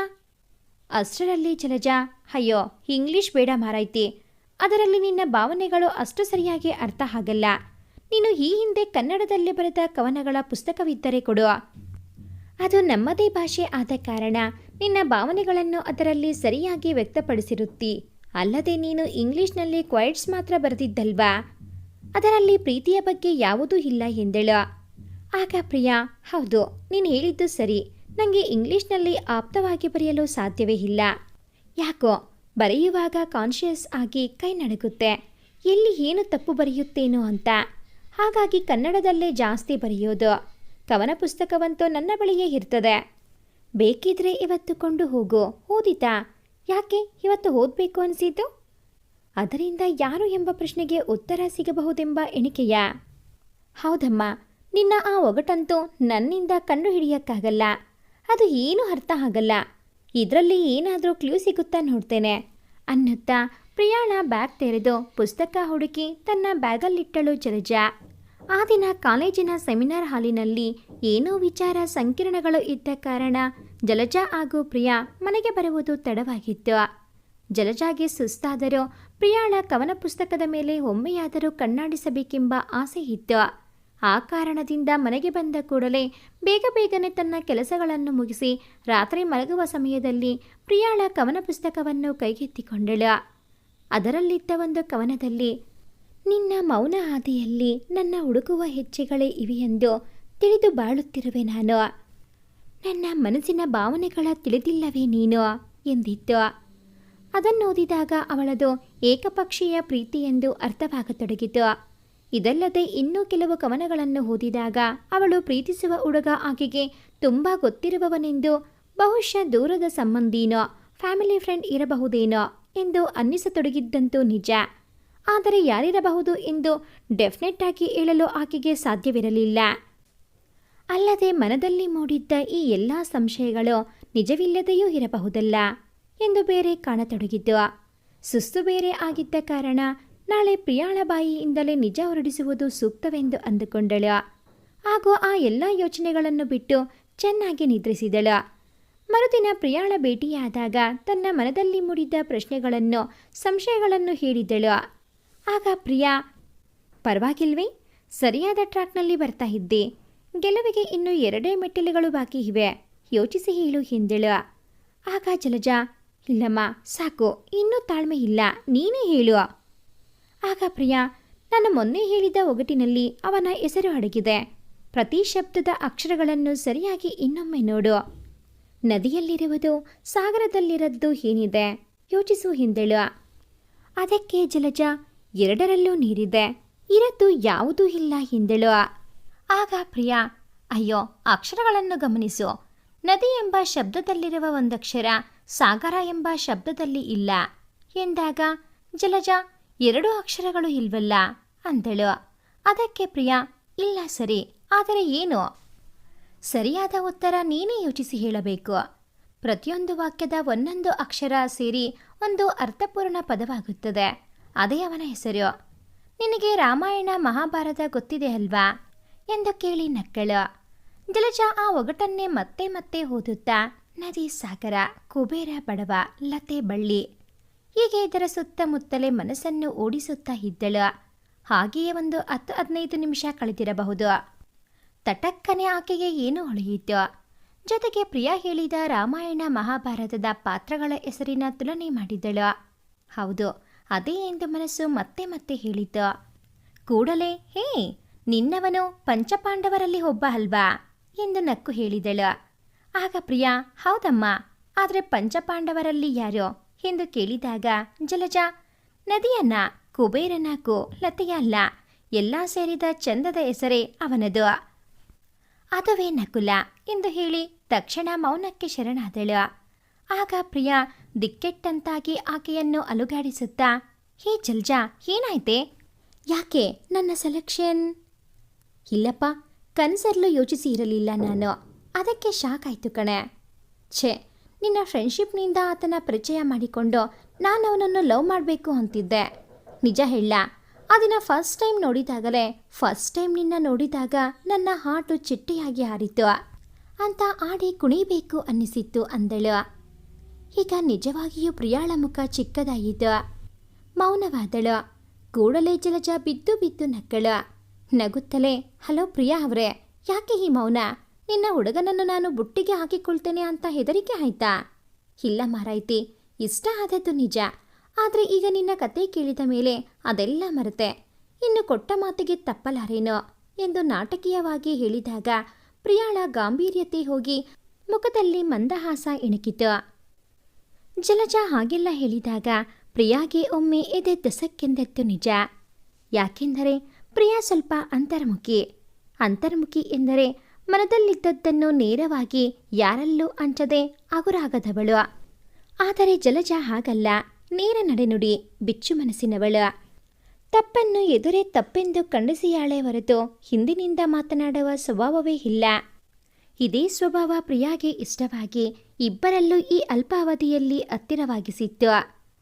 ಹೇಳು ಪ್ರಿಯಾ ಎಂದು ಜಲಜ ಪುನಃ ಹೇಳಿ ತನ್ನ ಕೈ ಅಲ್ಲಾಡಿಸಿದಾಗ ಪ್ರಿಯಾ ಯೋಚನಾ ಲಹರಿಯಿಂದ ವಾಸ್ತವ ಪ್ರಪಂಚಕ್ಕೆ ಬಂದಳು. ಏನು ಎಂದು ಕೇಳಿದಳು. ಆಗ ಜಲಜ, ಹೇಳಮ್ಮ, ನನ್ನಿಂದ ಏನು ಸಹಾಯವಾಗಬೇಕು? ನೀನು ಇಷ್ಟಪಡುವುದು ಆತನಿಗೆ ಗೊತ್ತಾ ಕೇಳಿದಳು. ಇಲ್ಲ, ಪ್ರಿಯಾಳ ಚುಟುಕಾದ ಉತ್ತರ.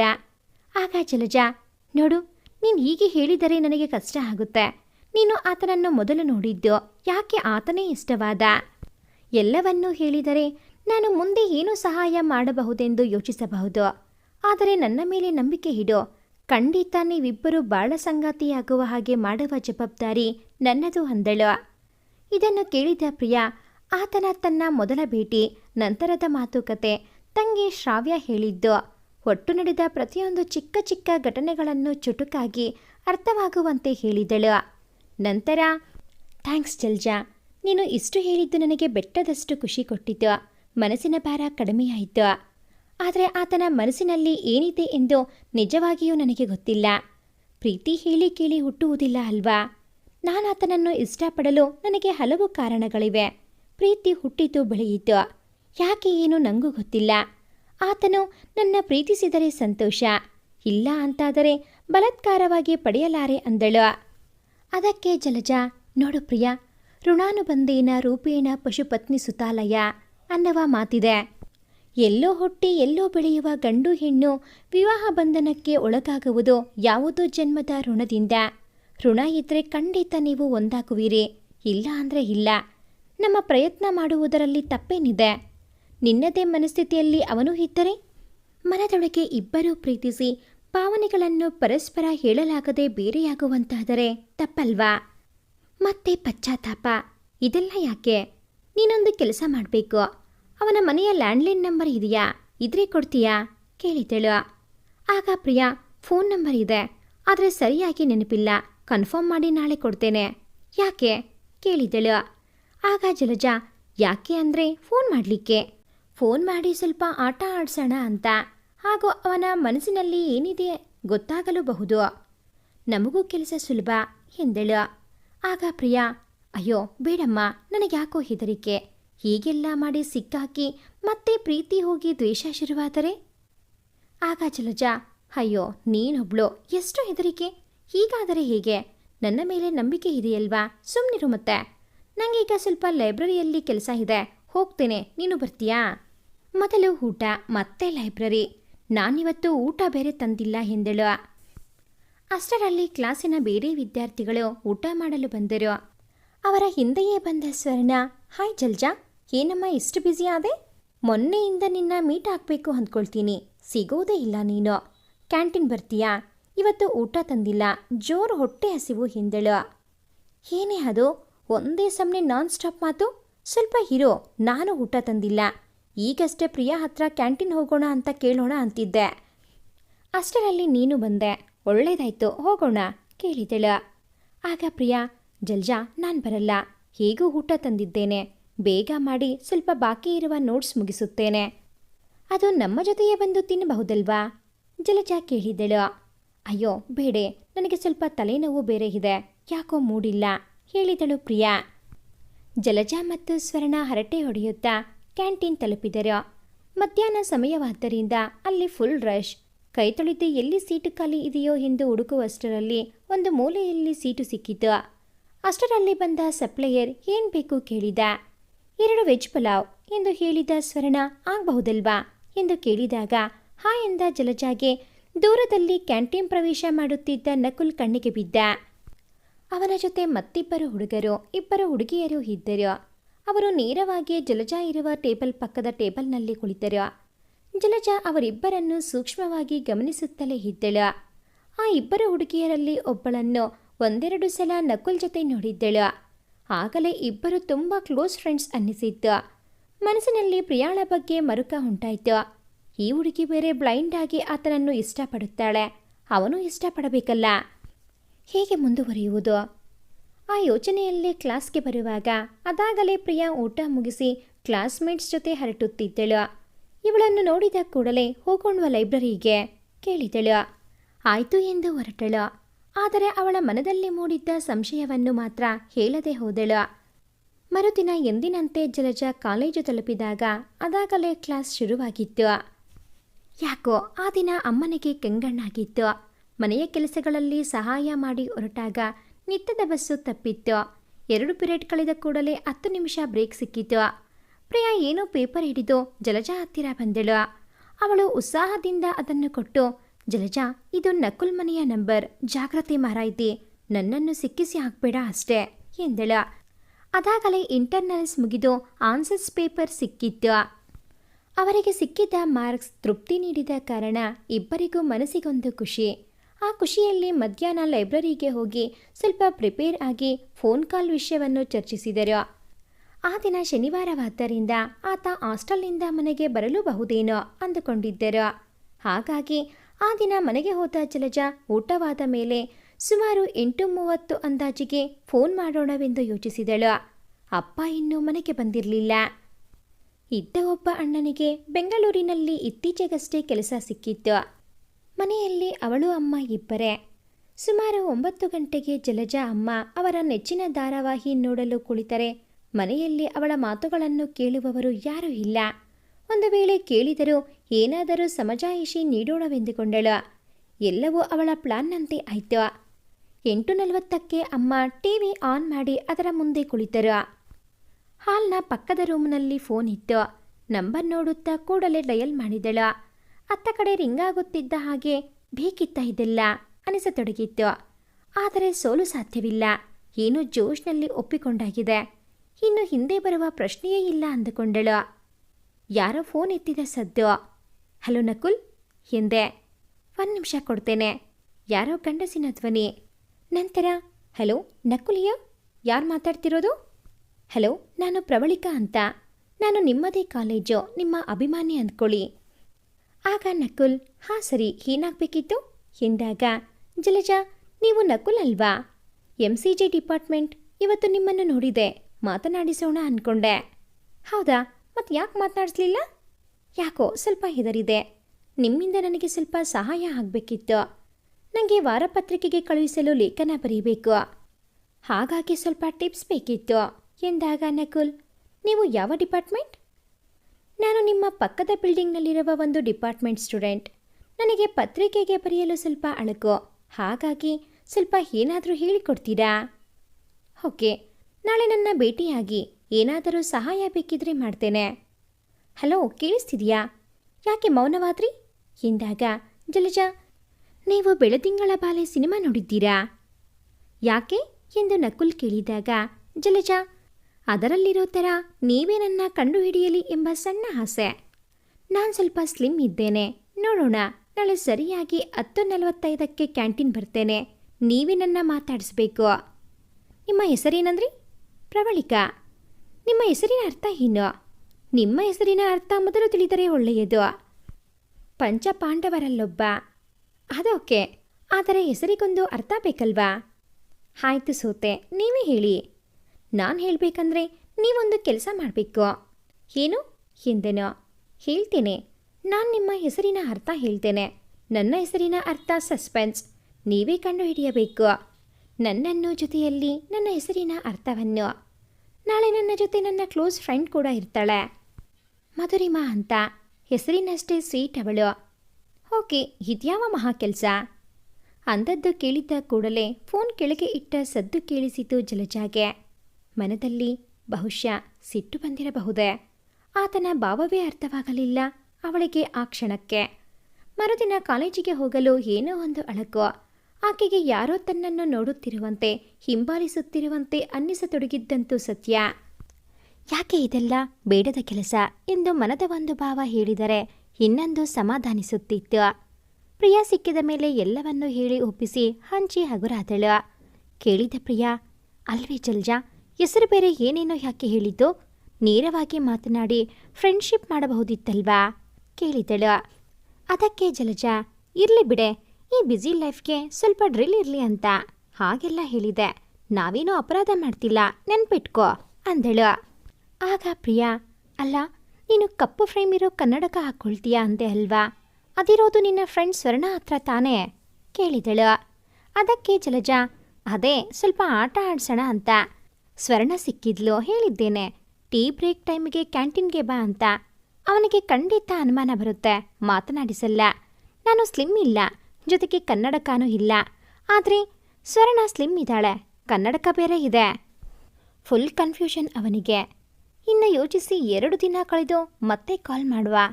ಇವತ್ತು ನೀನು ಬಾ, ಆಗ ನಮ್ಮ ಗ್ರೂಪ್ನವರ ಬಗ್ಗೆ ಅವನಿಗೆ ಸಂಶಯ ಬರಲ್ಲಮ್ಮ.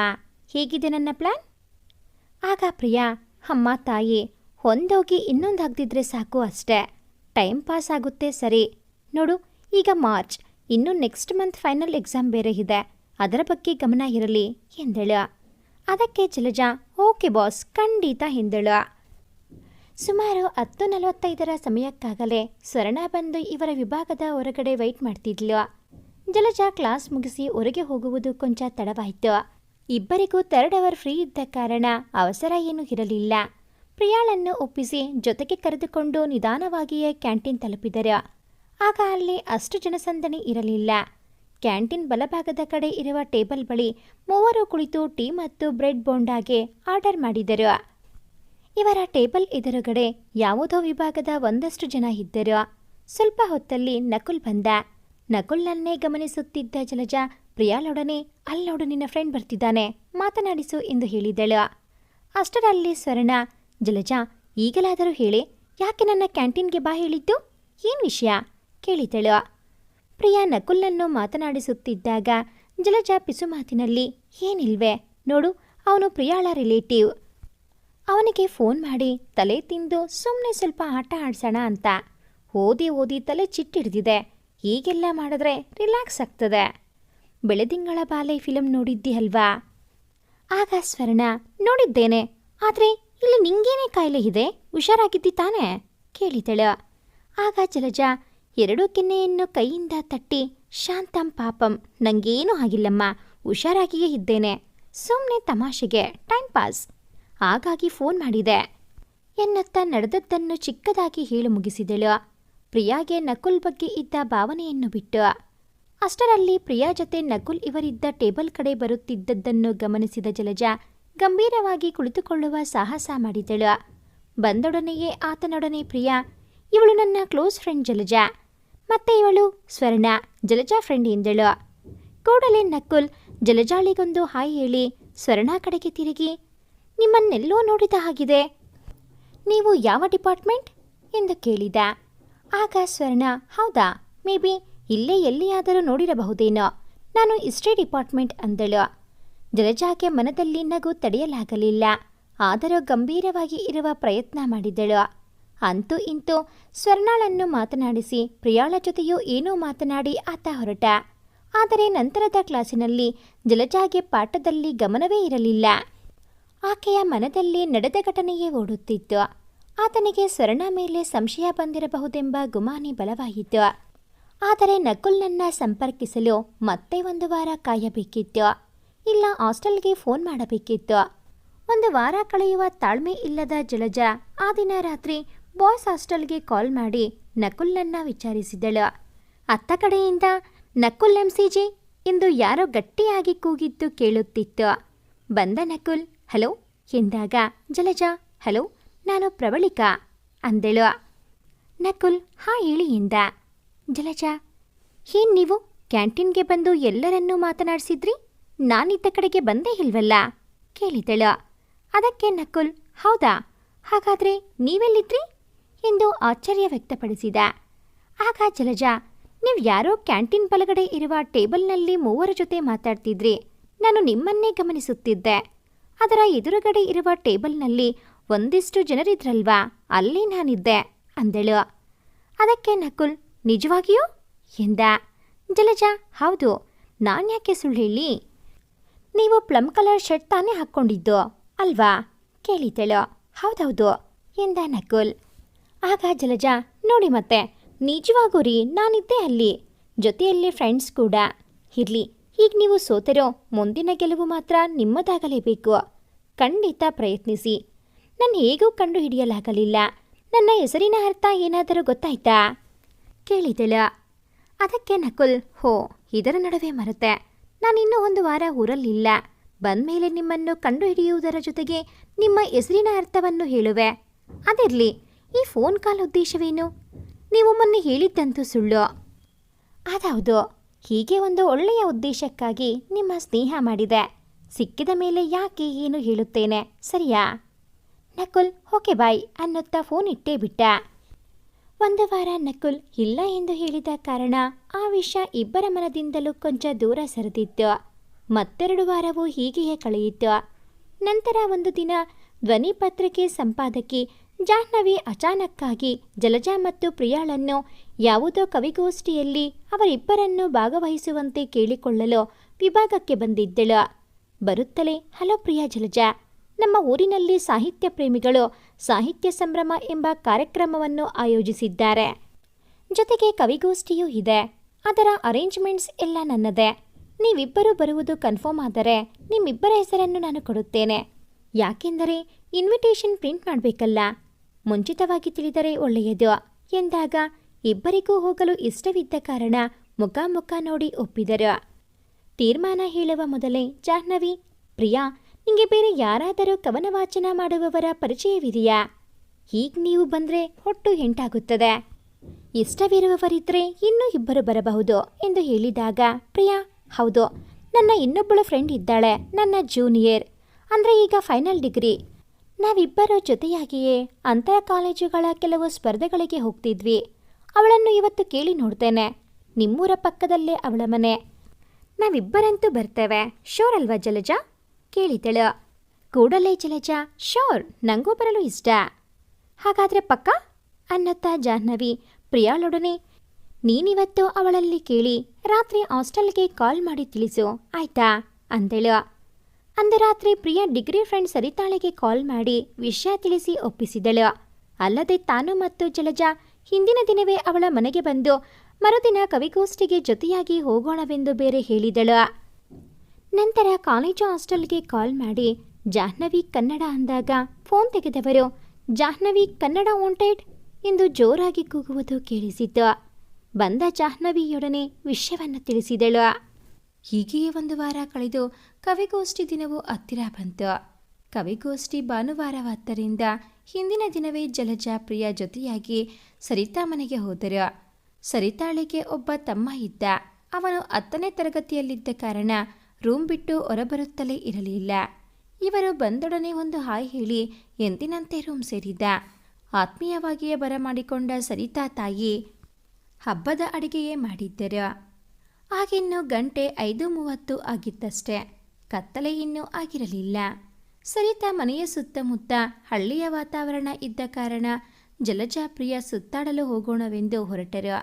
ಹೀಗೆ ಹೋಗುತ್ತಿದ್ದಾಗ ಜಲಜಾಗೆ ತಕ್ಷಣಕ್ಕೆ ಹೊಳೆದ ಪ್ಲಾನ್ಗೆ ಅವಳಿಗೆ ನಗು ಬಂತು. ಕೂಡಲೇ ತನ್ನ ಪ್ಲಾನ್ ಅನ್ನು ಹಂಚುವ ಆಸೆಯಾಗಿ, ಹೇ ಪ್ರಿಯಾ, ಇವತ್ತು ನಕುಲ್ಗೆ ಕಾಲ್ ಮಾಡಿದರೆ ಹೇಗೆ ಅಂದಳು. ಅದಾಗಲೇ ಪ್ರಿಯಾ ತಾವಿಬ್ಬರೂ ಸೇರಿ ಮಾಡುತ್ತಿರುವ ಡ್ರಾಮಾ ಬಗ್ಗೆ ಸರಿತಾಳಿಗೆ ವಿವರಿಸುತ್ತಿದ್ದಳು. ಕೂಡಲೇ ಪ್ರಿಯಾ, ಎಲ್ಲ ಓಕೆ, ಆದರೆ ಎಲ್ಲಿಂದ ಮಾಡೋದು? ಇಲ್ಲಿ ಎಲ್ಲ ಇದ್ದಾರೆ, ಗೊತ್ತಾದರೆ ಅಷ್ಟೇ ಮತ್ತೆ ಅಂದಳು. ಆಗ ಸರಿತಾ, ಅದಕ್ಕೊಂದು ನನ್ನಲ್ಲಿ ಉಪಾಯವಿದೆ. ಹೇಗೂ ನನಗೆ ಈಗ 7 ಗಂಟೆಗೆ ಇಲ್ಲಿ ನಮ್ಮ ಬಸ್ ಸ್ಟಾಪ್ ಹತ್ತಿರ ಇರೋ ಶಾಪ್ಗೆ ಹೋಗ್ಲಿಕ್ಕಿದೆ.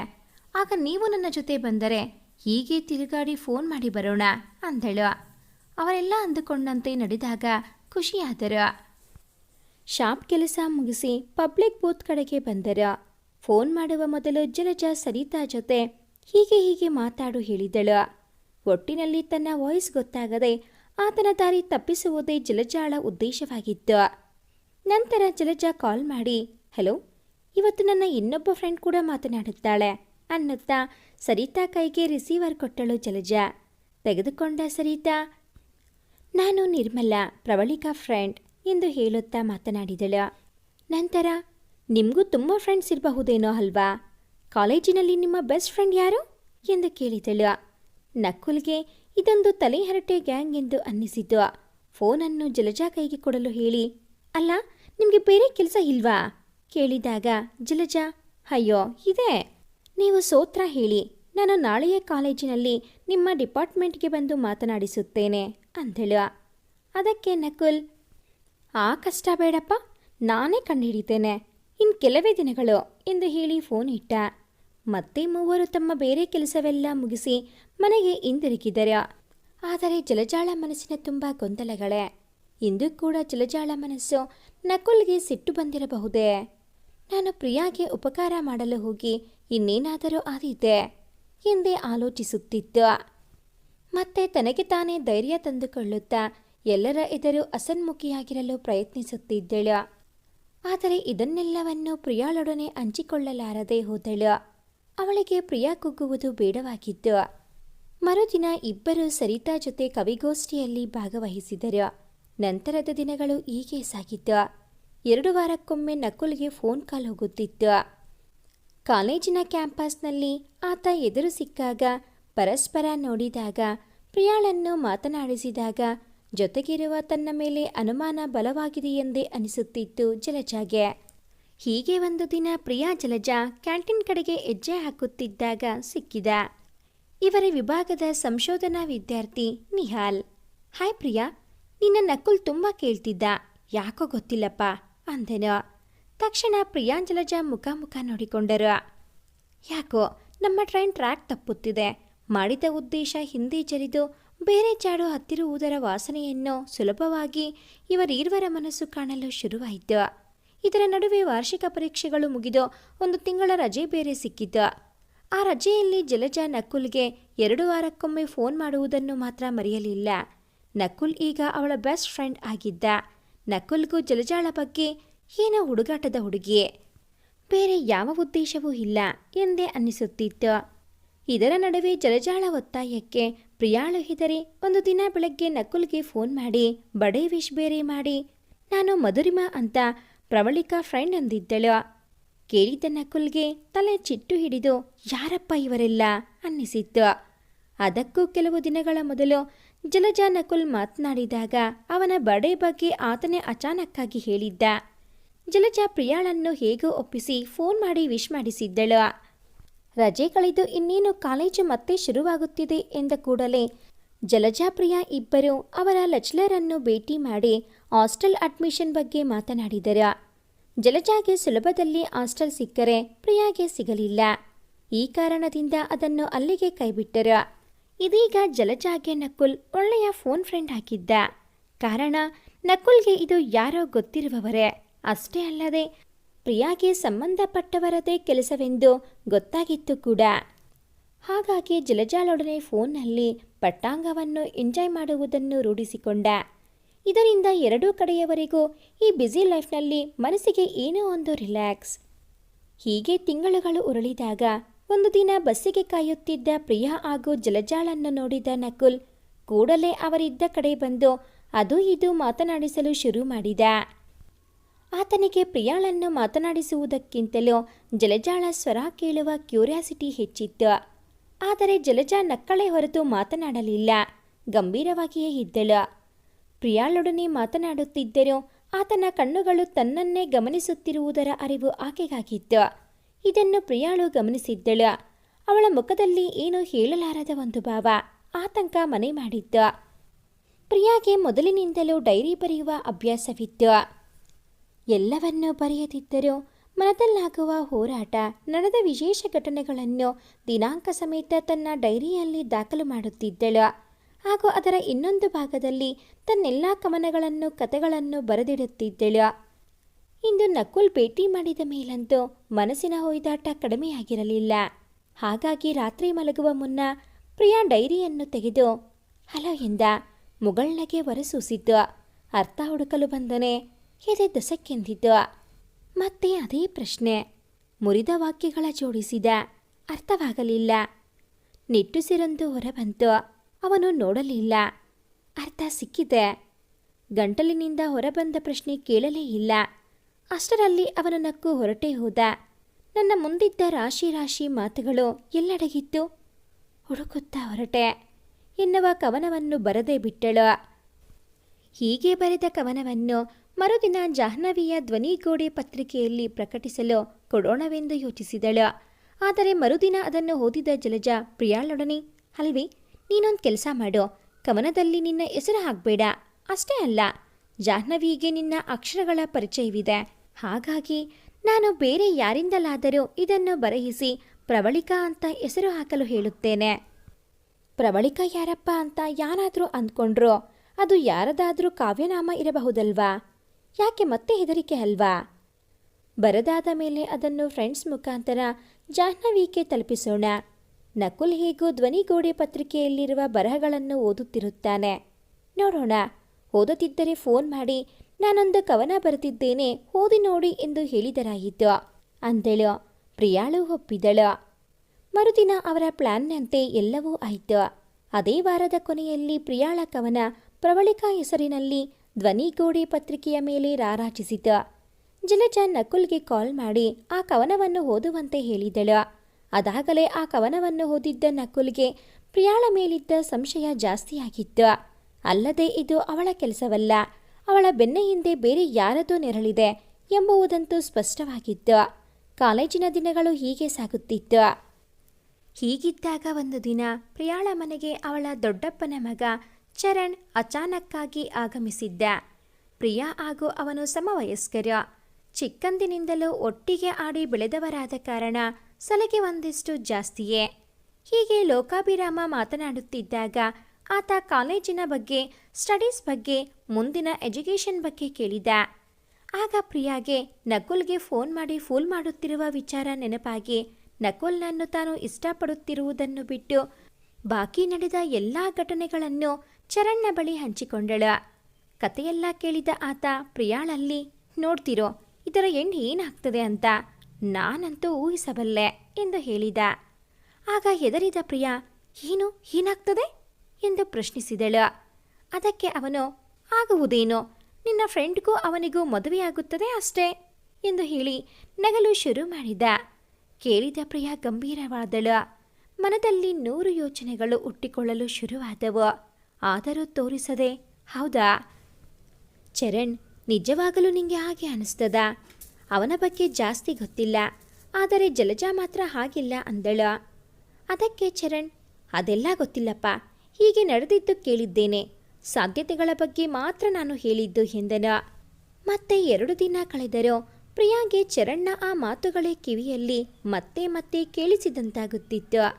ಅವಳ ಮನಸ್ಸು ಬೇಡ, ಯಾವುದು ಬೇಡ, ಇದಕ್ಕೆಲ್ಲ ಇತಿಶ್ರೀ ಆಡಲೇಬೇಕು, ಒಂದೋಗಿ ಇನ್ನೊಂದಾಗದಂತೆ ತಡೆಯಬೇಕು ಎಂದೇ ಹೇಳುತ್ತಿತ್ತು. ಮರುದಿನ ಜಲಜಾಳನ್ನು ಕಂಡ ಕೂಡಲೇ ಚರಣ್ ಮತ್ತು ತನ್ನ ನಡುವೆ ನಡೆದ ಸಂಭಾಷಣೆ, ಅದಕ್ಕೆ ಆತನ ಪ್ರತಿಕ್ರಿಯೆ ಎಲ್ಲವನ್ನೂ ಹೇಳಿ ನಿರಾಳಲಾದಳು. ಮತ್ತೆ ಮುಂದುವರಿಸುತ್ತಾ, ಜಲಜಾ, ನನಗೆ ನಿನ್ನ ಮೇಲೆ ಸಂಪೂರ್ಣ ನಂಬಿಕೆ ಇದೆ, ಆದರೆ ಆತ ಹೇಗೆ ನಿಜವಾಗಲೂ ಗೊತ್ತಿಲ್ಲ. ಚರಣ್ ಹೇಳಿದ ಮೇಲಂತೂ ಆ ಸಾಧ್ಯತೆಯ ಬಗ್ಗೆಯೂ ನನ್ನ ಮನಸ್ಸು ಯೋಚಿಸುವಂತೆ ಮಾಡಿದೆ. ಹೇಗೂ ಇನ್ನು 3-4 ತಿಂಗಳುಗಳಷ್ಟೇ ನಾವಿಲ್ಲಿ, ನಾವೇ ಹೇಳಿಬಿಡುವುದು ವಾಸಿ ಎಂದಳು. ಅದಕ್ಕೆ ಜಲಜಾ, ಹೌದು, ನನಗೆ ನಾನು ಗೊತ್ತು, ಆದರೆ ಅವನು ನನ್ನ ಬಗ್ಗೆ ತಪ್ಪು ತಿಳಿದುಕೊಳ್ಳುವ ಚಾನ್ಸಸ್ ಕೂಡ ಇದೆ. ಚರಣ್ ಮಾತುಗಳನ್ನು ತಳ್ಳಿ ಹಾಕುವಂತಿಲ್ಲ. ನಾವು ಆ ದೃಷ್ಟಿಯಲ್ಲಿ ಯೋಚಿಸಲೇ ಇಲ್ಲ ನೋಡು, ಹೇಳೋದೇ ವಾಸಿ. ಆದರೆ ನಾವು ಅಂತ ಗೊತ್ತಾದ ಮೇಲೆ ಅವನ ರಿಯಾಕ್ಷನ್ ಹೇಗಿರುತ್ತೋ? ನಿನ್ನ ವಿಷಯವಿನ್ನೂ ಪ್ರಸ್ತಾಪಿಸಿಲ್ಲ, ಅದು ಮಾತಾಡಬೇಕು. ಎಲ್ಲಿ, ಹೇಗೆ ಯೋಚಿಸಬೇಕು. ಸಮಯ ಸಂದರ್ಭ ನೋಡಿ ಖಂಡಿತ ಮಾತಾಡ್ತೇನೆ ಅಂದಳು. ಅದಕ್ಕೆ ಪ್ರಿಯಾ, ಜಲಜಾ, ಅವನಿಗೆ ನಾನು ಇಷ್ಟ ಇದ್ದರೆ ಅವನೇ ಮುಂದುವರಿಯಲಿ, ನಾವೇ ಯಾಕೆ ಪ್ರಸ್ತಾಪಿಸೋದು? ಚೆನ್ನಾಗಿರಲ್ಲಮ್ಮ. ಈಗ ನಾವು ತಪ್ಪು ಒಪ್ಪಿದ ಮೇಲೆ ಅವನು ನಮ್ಮೊಡನೆ ಹೇಗಿರ್ತಾನೆ ನೋಡುವ. ಇಷ್ಟ ಇದ್ರೆ ಖಂಡಿತ ಹೇಳದೆ ಹೋಗುವ ಹುಡುಗ ಇರ್ಲಿಕ್ಕಿಲ್ಲ ಅನಿಸ್ತದೆ ಅಂದಳು. ನಂತರ ಇಬ್ಬರ ತೀರ್ಮಾನದಂತೆ 2 ವಾರ ಕಳೆದ ಮೇಲೆ ನಕುಲ್ಗೆ ಕಾಲ್ ಮಾಡಿ, ಜಲಜಾ ನೋಡಿ, ಎಷ್ಟು ಸಮಯ ನಾನು ನೀಡಿಯೋ ನಿಮ್ಮಲ್ಲಿ ಯಾರು ಎಂಬುದರ ಬಗ್ಗೆ ಗೊಂದಲಗಳು ಇನ್ನೂ ಉಳಿದಿವೆ. ನಾವಿನ್ನು ಈ ಕಾಲೇಜಿನಲ್ಲಿ ಇರುವುದು ಹೆಚ್ಚೆಂದರೆ 3 ತಿಂಗಳು. ಮತ್ತೆ ನಾವೆಲ್ಲೋ ನೀವೆಲ್ಲೋ. ಬರುವ ಶನಿವಾರ ಅಂದರೆ ಹೊಸ ವರ್ಷದ ದಿನ ನಮಗೆ ರಜಾ ಇದೆ, ಆದರೂ ಕಾಲೇಜಿಗೆ ಬರುತ್ತೇವೆ. ಲೈಬ್ರರಿಯಲ್ಲಿ ಸುಮಾರು 10 ಗಂಟೆಯ ಸಮಯದಲ್ಲಿ ನಮ್ಮ ಇಂಗ್ಲಿಷ್ ವಿಭಾಗಕ್ಕೆ ನೀವು ಒಬ್ಬರೇ ಬನ್ನಿ, ಭೇಟಿಯಾಗುವ, ಮುಖತಃ ಮಾತನಾಡುವ ಅಂದಳು. ಅದಕ್ಕೆ ನಕುಲ್, ನಂಗೊತ್ತು ನೀವು ಪ್ರಿಯಾಗೆ ಬೇಕಾದವರು, ಆದರೆ ಯಾರೂ ಸ್ಪಷ್ಟ ಇಲ್ಲ. ಓಕೆ, ನೀವು ಹೇಳಿದ ದಿನ ಸಿಗೋಣ ಎಂದನು. ಭೇಟಿಯ ದಿನ ಬಂದಾಗ ಪ್ರಿಯಾ ಕೂಲಾಗಿಯೇ ಇದ್ದಳು. ಪ್ರೀತಿಯನ್ನು ಬಲವಂತದಿಂದ ಪಡೆಯುವುದಕ್ಕಾಗಲಿ ಅಳಿಸುವುದಕ್ಕಾಗಲಿ ಸಾಧ್ಯವಿಲ್ಲ ಎಂಬುವುದೇ ಅವಳ ನಿಲುವಾಗಿತ್ತು. ಆ ದಿನ ಲೈಬ್ರರಿಯಲ್ಲಿ ನಕುಲ್ನನ್ನು ಭೇಟಿಯಾಗಲು ಪ್ರಿಯಾ ಮತ್ತು ಜಲಜಾ ಸ್ವಲ್ಪ ಮುಂಚಿತವಾಗಿಯೇ ಬಂದರು. ಜಲಜಾ ಉದ್ದೇಶಪೂರ್ವಕವಾಗಿಯೇ ಲೈಬ್ರರಿಯಲ್ಲಿ ಪುಸ್ತಕಗಳ ರ್ಯಾಕ್ನ ಆಚೆ ಬದಿಯಲ್ಲಿ ನಕುಲ್ನನ್ನು ಭೇಟಿಯಾಗಿ ಒಂದಿಷ್ಟು ಸಮಯ ಕಳೆಯಲಿ. ಹೇಳಬೇಕೆನಿಸಿದ ಮನದ ಮಾತುಗಳನ್ನು ಹೇಳಲು ಇದು ಸುಸಮಯ. ಒಂದು ಅವಕಾಶ ಕಲ್ಪಿಸುವುದು ಅವಳ ಉದ್ದೇಶವಾಗಿತ್ತು. ಪ್ರಿಯಾ ಹೀಗೆ ರ್ಯಾಕ್ನಲ್ಲಿದ್ದ ಪುಸ್ತಕಗಳ ರಾಶಿಯನ್ನು ನೋಡುತ್ತಿದ್ದಳು. ಅಷ್ಟರಲ್ಲಿ ಬಂದ ನಕುಲ್ ಹಾಯ್ ಎಂದು ಹೇಳಿದ.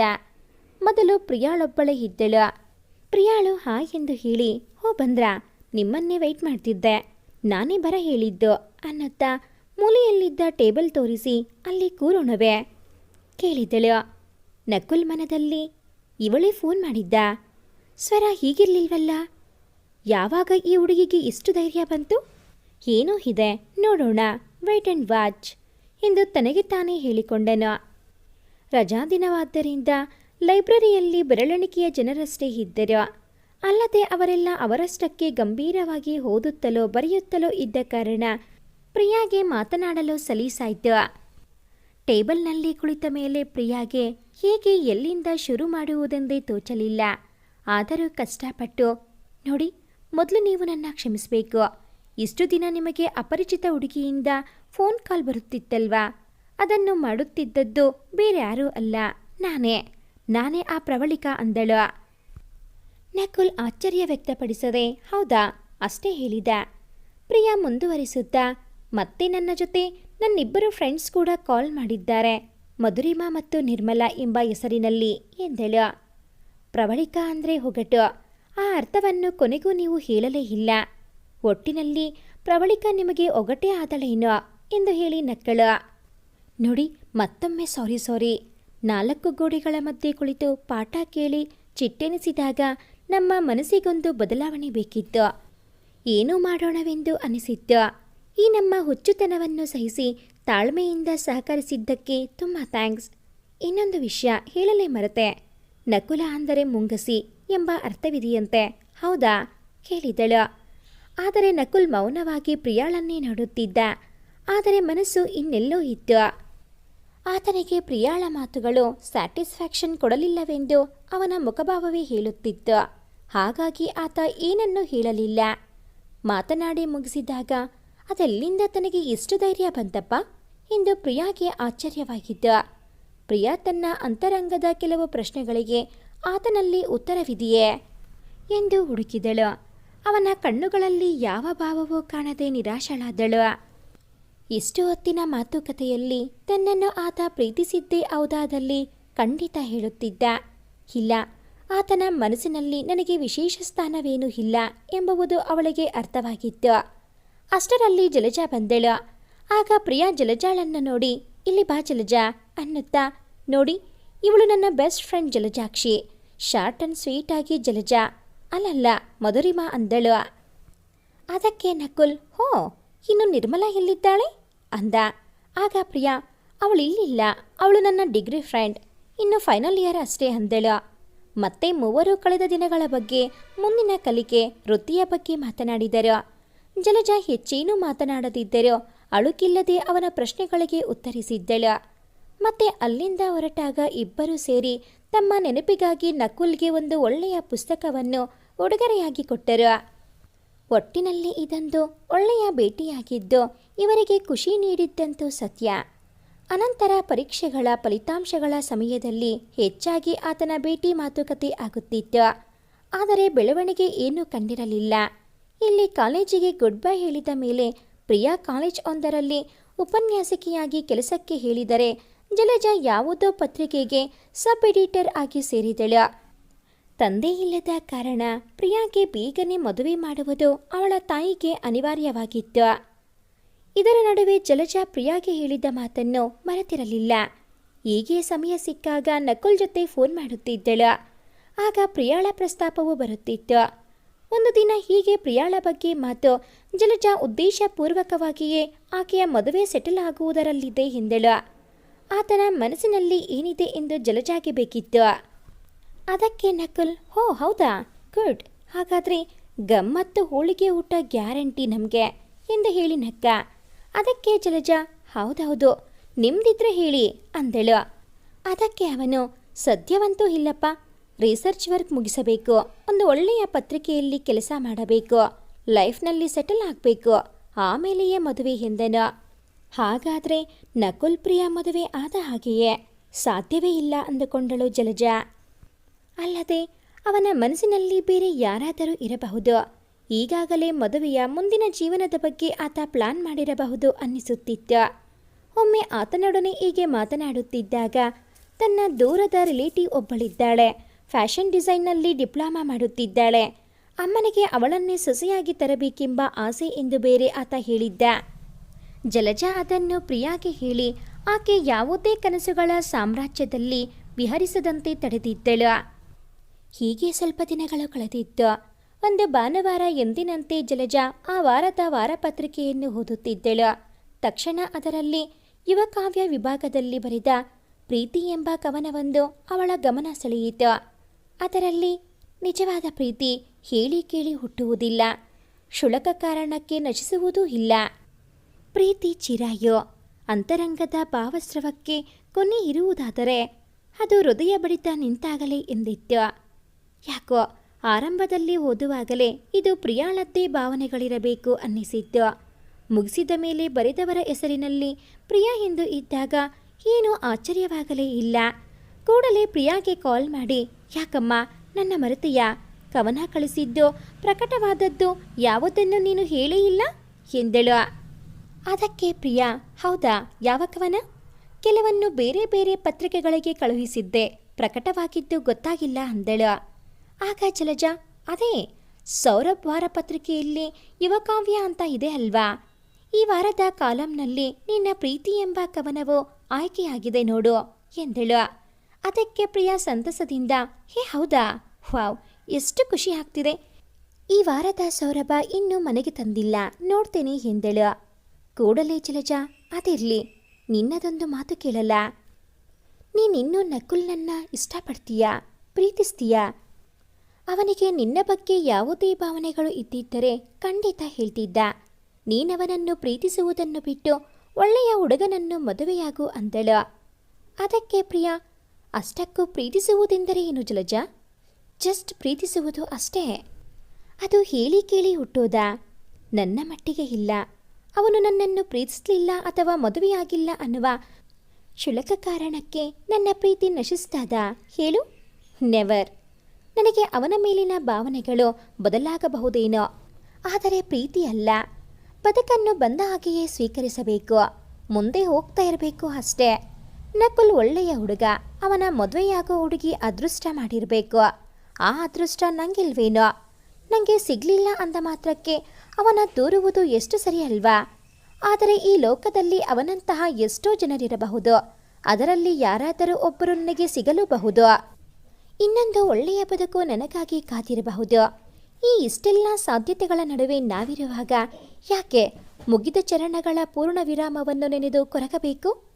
ಅದು ಹೊಸತೊಂದು ವಾಕ್ಯದ ಆರಂಭವೂ ಆಗಬಹುದಲ್ವಾ ಎಂದಳು. ಯಾಕೋ ಜಲಜಾಗೆ ಪ್ರಿಯಾಳ ಈ ತತ್ವ ಹಾಗೂ ಅವಳ ವ್ಯಕ್ತಿತ್ವ ಈಗ ಇನ್ನಷ್ಟು ಇಷ್ಟವಾಯಿತು. ಬಹುಶಃ ಪ್ರಿಯಾಳು ಹೇಳಿದ ಮಾತುಗಳನ್ನು ಅಸ್ತು ದೇವತೆಗಳು ಕೇಳಿರಬೇಕು. ಅಸ್ತು ಅಂದೇ ಬಿಟ್ಟರು. ಮುಂದಿನ 2 ತಿಂಗಳೊಳಗೆ ಬಂದ ಇಬ್ಬರು ಅಕ್ಕಂದಿರ ಮುದ್ದಿನ ತಮ್ಮ ಡಾಕ್ಟರ್ ವರನ ಸಂಬಂಧ ಹುಡುಗಿಯನ್ನು ಕೇಳಿ ಮೆಚ್ಚಿ ನಿಶ್ಚಿತಾರ್ಥವೂ ಮದುವೆಯೂ ಮುಗಿದಿತ್ತು. ಕಾಲೇಜಿನಲ್ಲಿ ಲೆಕ್ಚರರ್ಗೆ ಮದುವೆಯ ಇನ್ವಿಟೇಷನ್ ಕೊಡಲು ಹೋದಾಗ ನಕುಲ್ನ ಬಿಟ್ಟು ಬೇರೆಯವರೆಲ್ಲ ಸಿಕ್ಕಿದ್ದರು. ಮದುವೆ ಸಮಯದಲ್ಲಿ ಆತ ಹೊಸದೊಂದು ಚಾನೆಲ್ನ ಕೆಲಸದ ನಿಮಿತ್ತ ಬೇರೆ ಊರಿಗೆ ಹೋಗಿದ್ದ. 1 ವರ್ಷದಲ್ಲಿ ಜಲಜಾಗೂ ಮದುವೆಯಾಗಿ ಅಮೇರಿಕಾಗೆ ಹಾರಿದ್ದಳು. ನಕುಲ್ ಪ್ರಿಯಾಳ ಭೇಟಿ ಈ 13 ವರ್ಷಗಳಲ್ಲಿ ಆಗಲೇ ಇಲ್ಲ. ಆತನು ರಿಸರ್ಚ್ ವರ್ಕ್ ಕೊನೆ ಹಂತದಲ್ಲಿರುವಾಗಲೇ ಡೆಲ್ಲಿಯಲ್ಲಿ ಯಾವುದೋ ಹೊಸ ಚಾನೆಲ್ ಒಂದಕ್ಕೆ ಚೀಫ್ ಹೆಡ್ ಆಗಿ ಸೆಲೆಕ್ಟ್ ಆಗಿದ್ದ. ಪ್ರಿಯಾ ಈಗ ಗೋವಾದಲ್ಲಿದ್ದಳು. ಅಮ್ಮ ಅಮ್ಮ ನೋಡು, ನಾನು ಮರಳ ಮೇಲೆ ಕಟ್ಟುತ್ತಿದ್ದ ಮನೆ ಕುಸಿದು ಬಿತ್ತು. ಮಗಳು ಕರೆದು ಹೇಳಿದಾಗಲೇ ಪ್ರಿಯಾ ವಾಸ್ತವಕ್ಕೆ ಬಂದಳು. ಹೌದು ಮಗಳೇ, ನೀನು ಮರಳ ಸೌಧ ಬೇಕಾದಷ್ಟು ಕಟ್ಟು, ನಿನ್ನ ಖುಷಿಯಾದರೆ ಬಿದ್ದಾಗ ದುಃಖಿಸಬೇಡ ಅಷ್ಟೇ ಅಂದಳು. ಆಮೇಲೆ ತನ್ನ ಅರ್ಧಕ್ಕೆ ನಿಂತ ನೆನಪುಗಳನ್ನು ನೆನಪಿಸುತ್ತಾ ಮನದಲ್ಲೇ, ಹೌದು, ವರ್ಷ 15 ಕಳೆದರೂ ನಾನಿನ್ನೂ ಆತನನ್ನು ಮರೆತಿಲ್ಲವೇ? ಹಾಗಾದರೆ ನನ್ನ ಪ್ರೀತಿ ಚಿರಾಯುವ? ಸರಿ, ಭಾವನೆಗಳು ಬದಲಾದರೂ ಪ್ರೀತಿ ಬದಲಾಗಿಲ್ಲ. ಅವನಿಗೆ ಮದುವೆಯಾದ ಸುದ್ದಿ ಸಿಕ್ಕಿತ್ತು. ಈಗ ಆತ ಹೇಗಿರಬಹುದು? ಕೊನೆಗೂ ನನ್ನ ಪ್ರೀತಿ ಅವ್ಯಕ್ತ ಪ್ರೀತಿಯೇ ಆಯ್ತಲ್ಲ ಅಂದುಕೊಂಡಳು. ಪ್ರತಿದಿನ ಡೈರಿ ಬರೆಯುವ ಅಭ್ಯಾಸವಿದ್ದ ಅವಳು ಮನೆಗೆ ಮರಳಿದ ಮೇಲೆ ಮಲಗುವ ಮುನ್ನ ತನ್ನ ಡೈರಿಯಲ್ಲಿ ಏನೆಂದು ಹೆಸರಿಡಲಿ ಅಂತರಾಳದಲ್ಲಿ ಹಚ್ಚಿಕೊಂಡ ಈ ಬಂಧಕ್ಕೆ, ಕಣ್ಣ ಭಾಗದಲ್ಲಿ ಹುಟ್ಟಿದ ಆ ಒಲಮೆಗೆ, ಮೌನದಲ್ಲಿ ಕನಸು ಕಂಡ ಮನಸ್ಸಿಗೆ, ಅವ್ಯಕ್ತ ಪ್ರೀತಿಗೆ ಮನದಾಳವನ್ನು ಸ್ಪರ್ಶಿಸಿದ ಅಳಿಸಲಾರದ ನಿನ್ನ ನೆನಪುಗಳಿಗೆ ಎಂದು ಬರೆದು ಮನದಲ್ಲೇ ನಕುಲ್ನ ನೆನೆದು ನೀನೇ ಹೇಳಬೇಕಷ್ಟೆ ಎನ್ನುತ್ತಾ ಮಲಗಲು ಹೊರಟಳು. ಈ ಒಂದು ಕತೆ ನಿಮಗೆ ಇಷ್ಟ ಆಗಿದ್ದಲ್ಲಿ ಪ್ಲೀಸ್ ಲೈಕ್ ಮಾಡಿ, ಶೇರ್ ಮಾಡಿ, ಹಾಗೆಯೇ ಕಾಮೆಂಟ್ ಮಾಡೋದನ್ನು ಮರಿಬೇಡಿ. ಹಾಗೆಯೇ ಇನ್ನೂ ಯಾರೆಲ್ಲ ಈ ಚಾನಲ್ಗೆ ಸಬ್ಸ್ಕ್ರೈಬ್ ಆಗಿಲ್ಲ, ದಯವಿಟ್ಟು ಈ ಕೂಡಲೇ ಸಬ್ಸ್ಕ್ರೈಬ್ ಆಗಿ. Thanks for watching this video.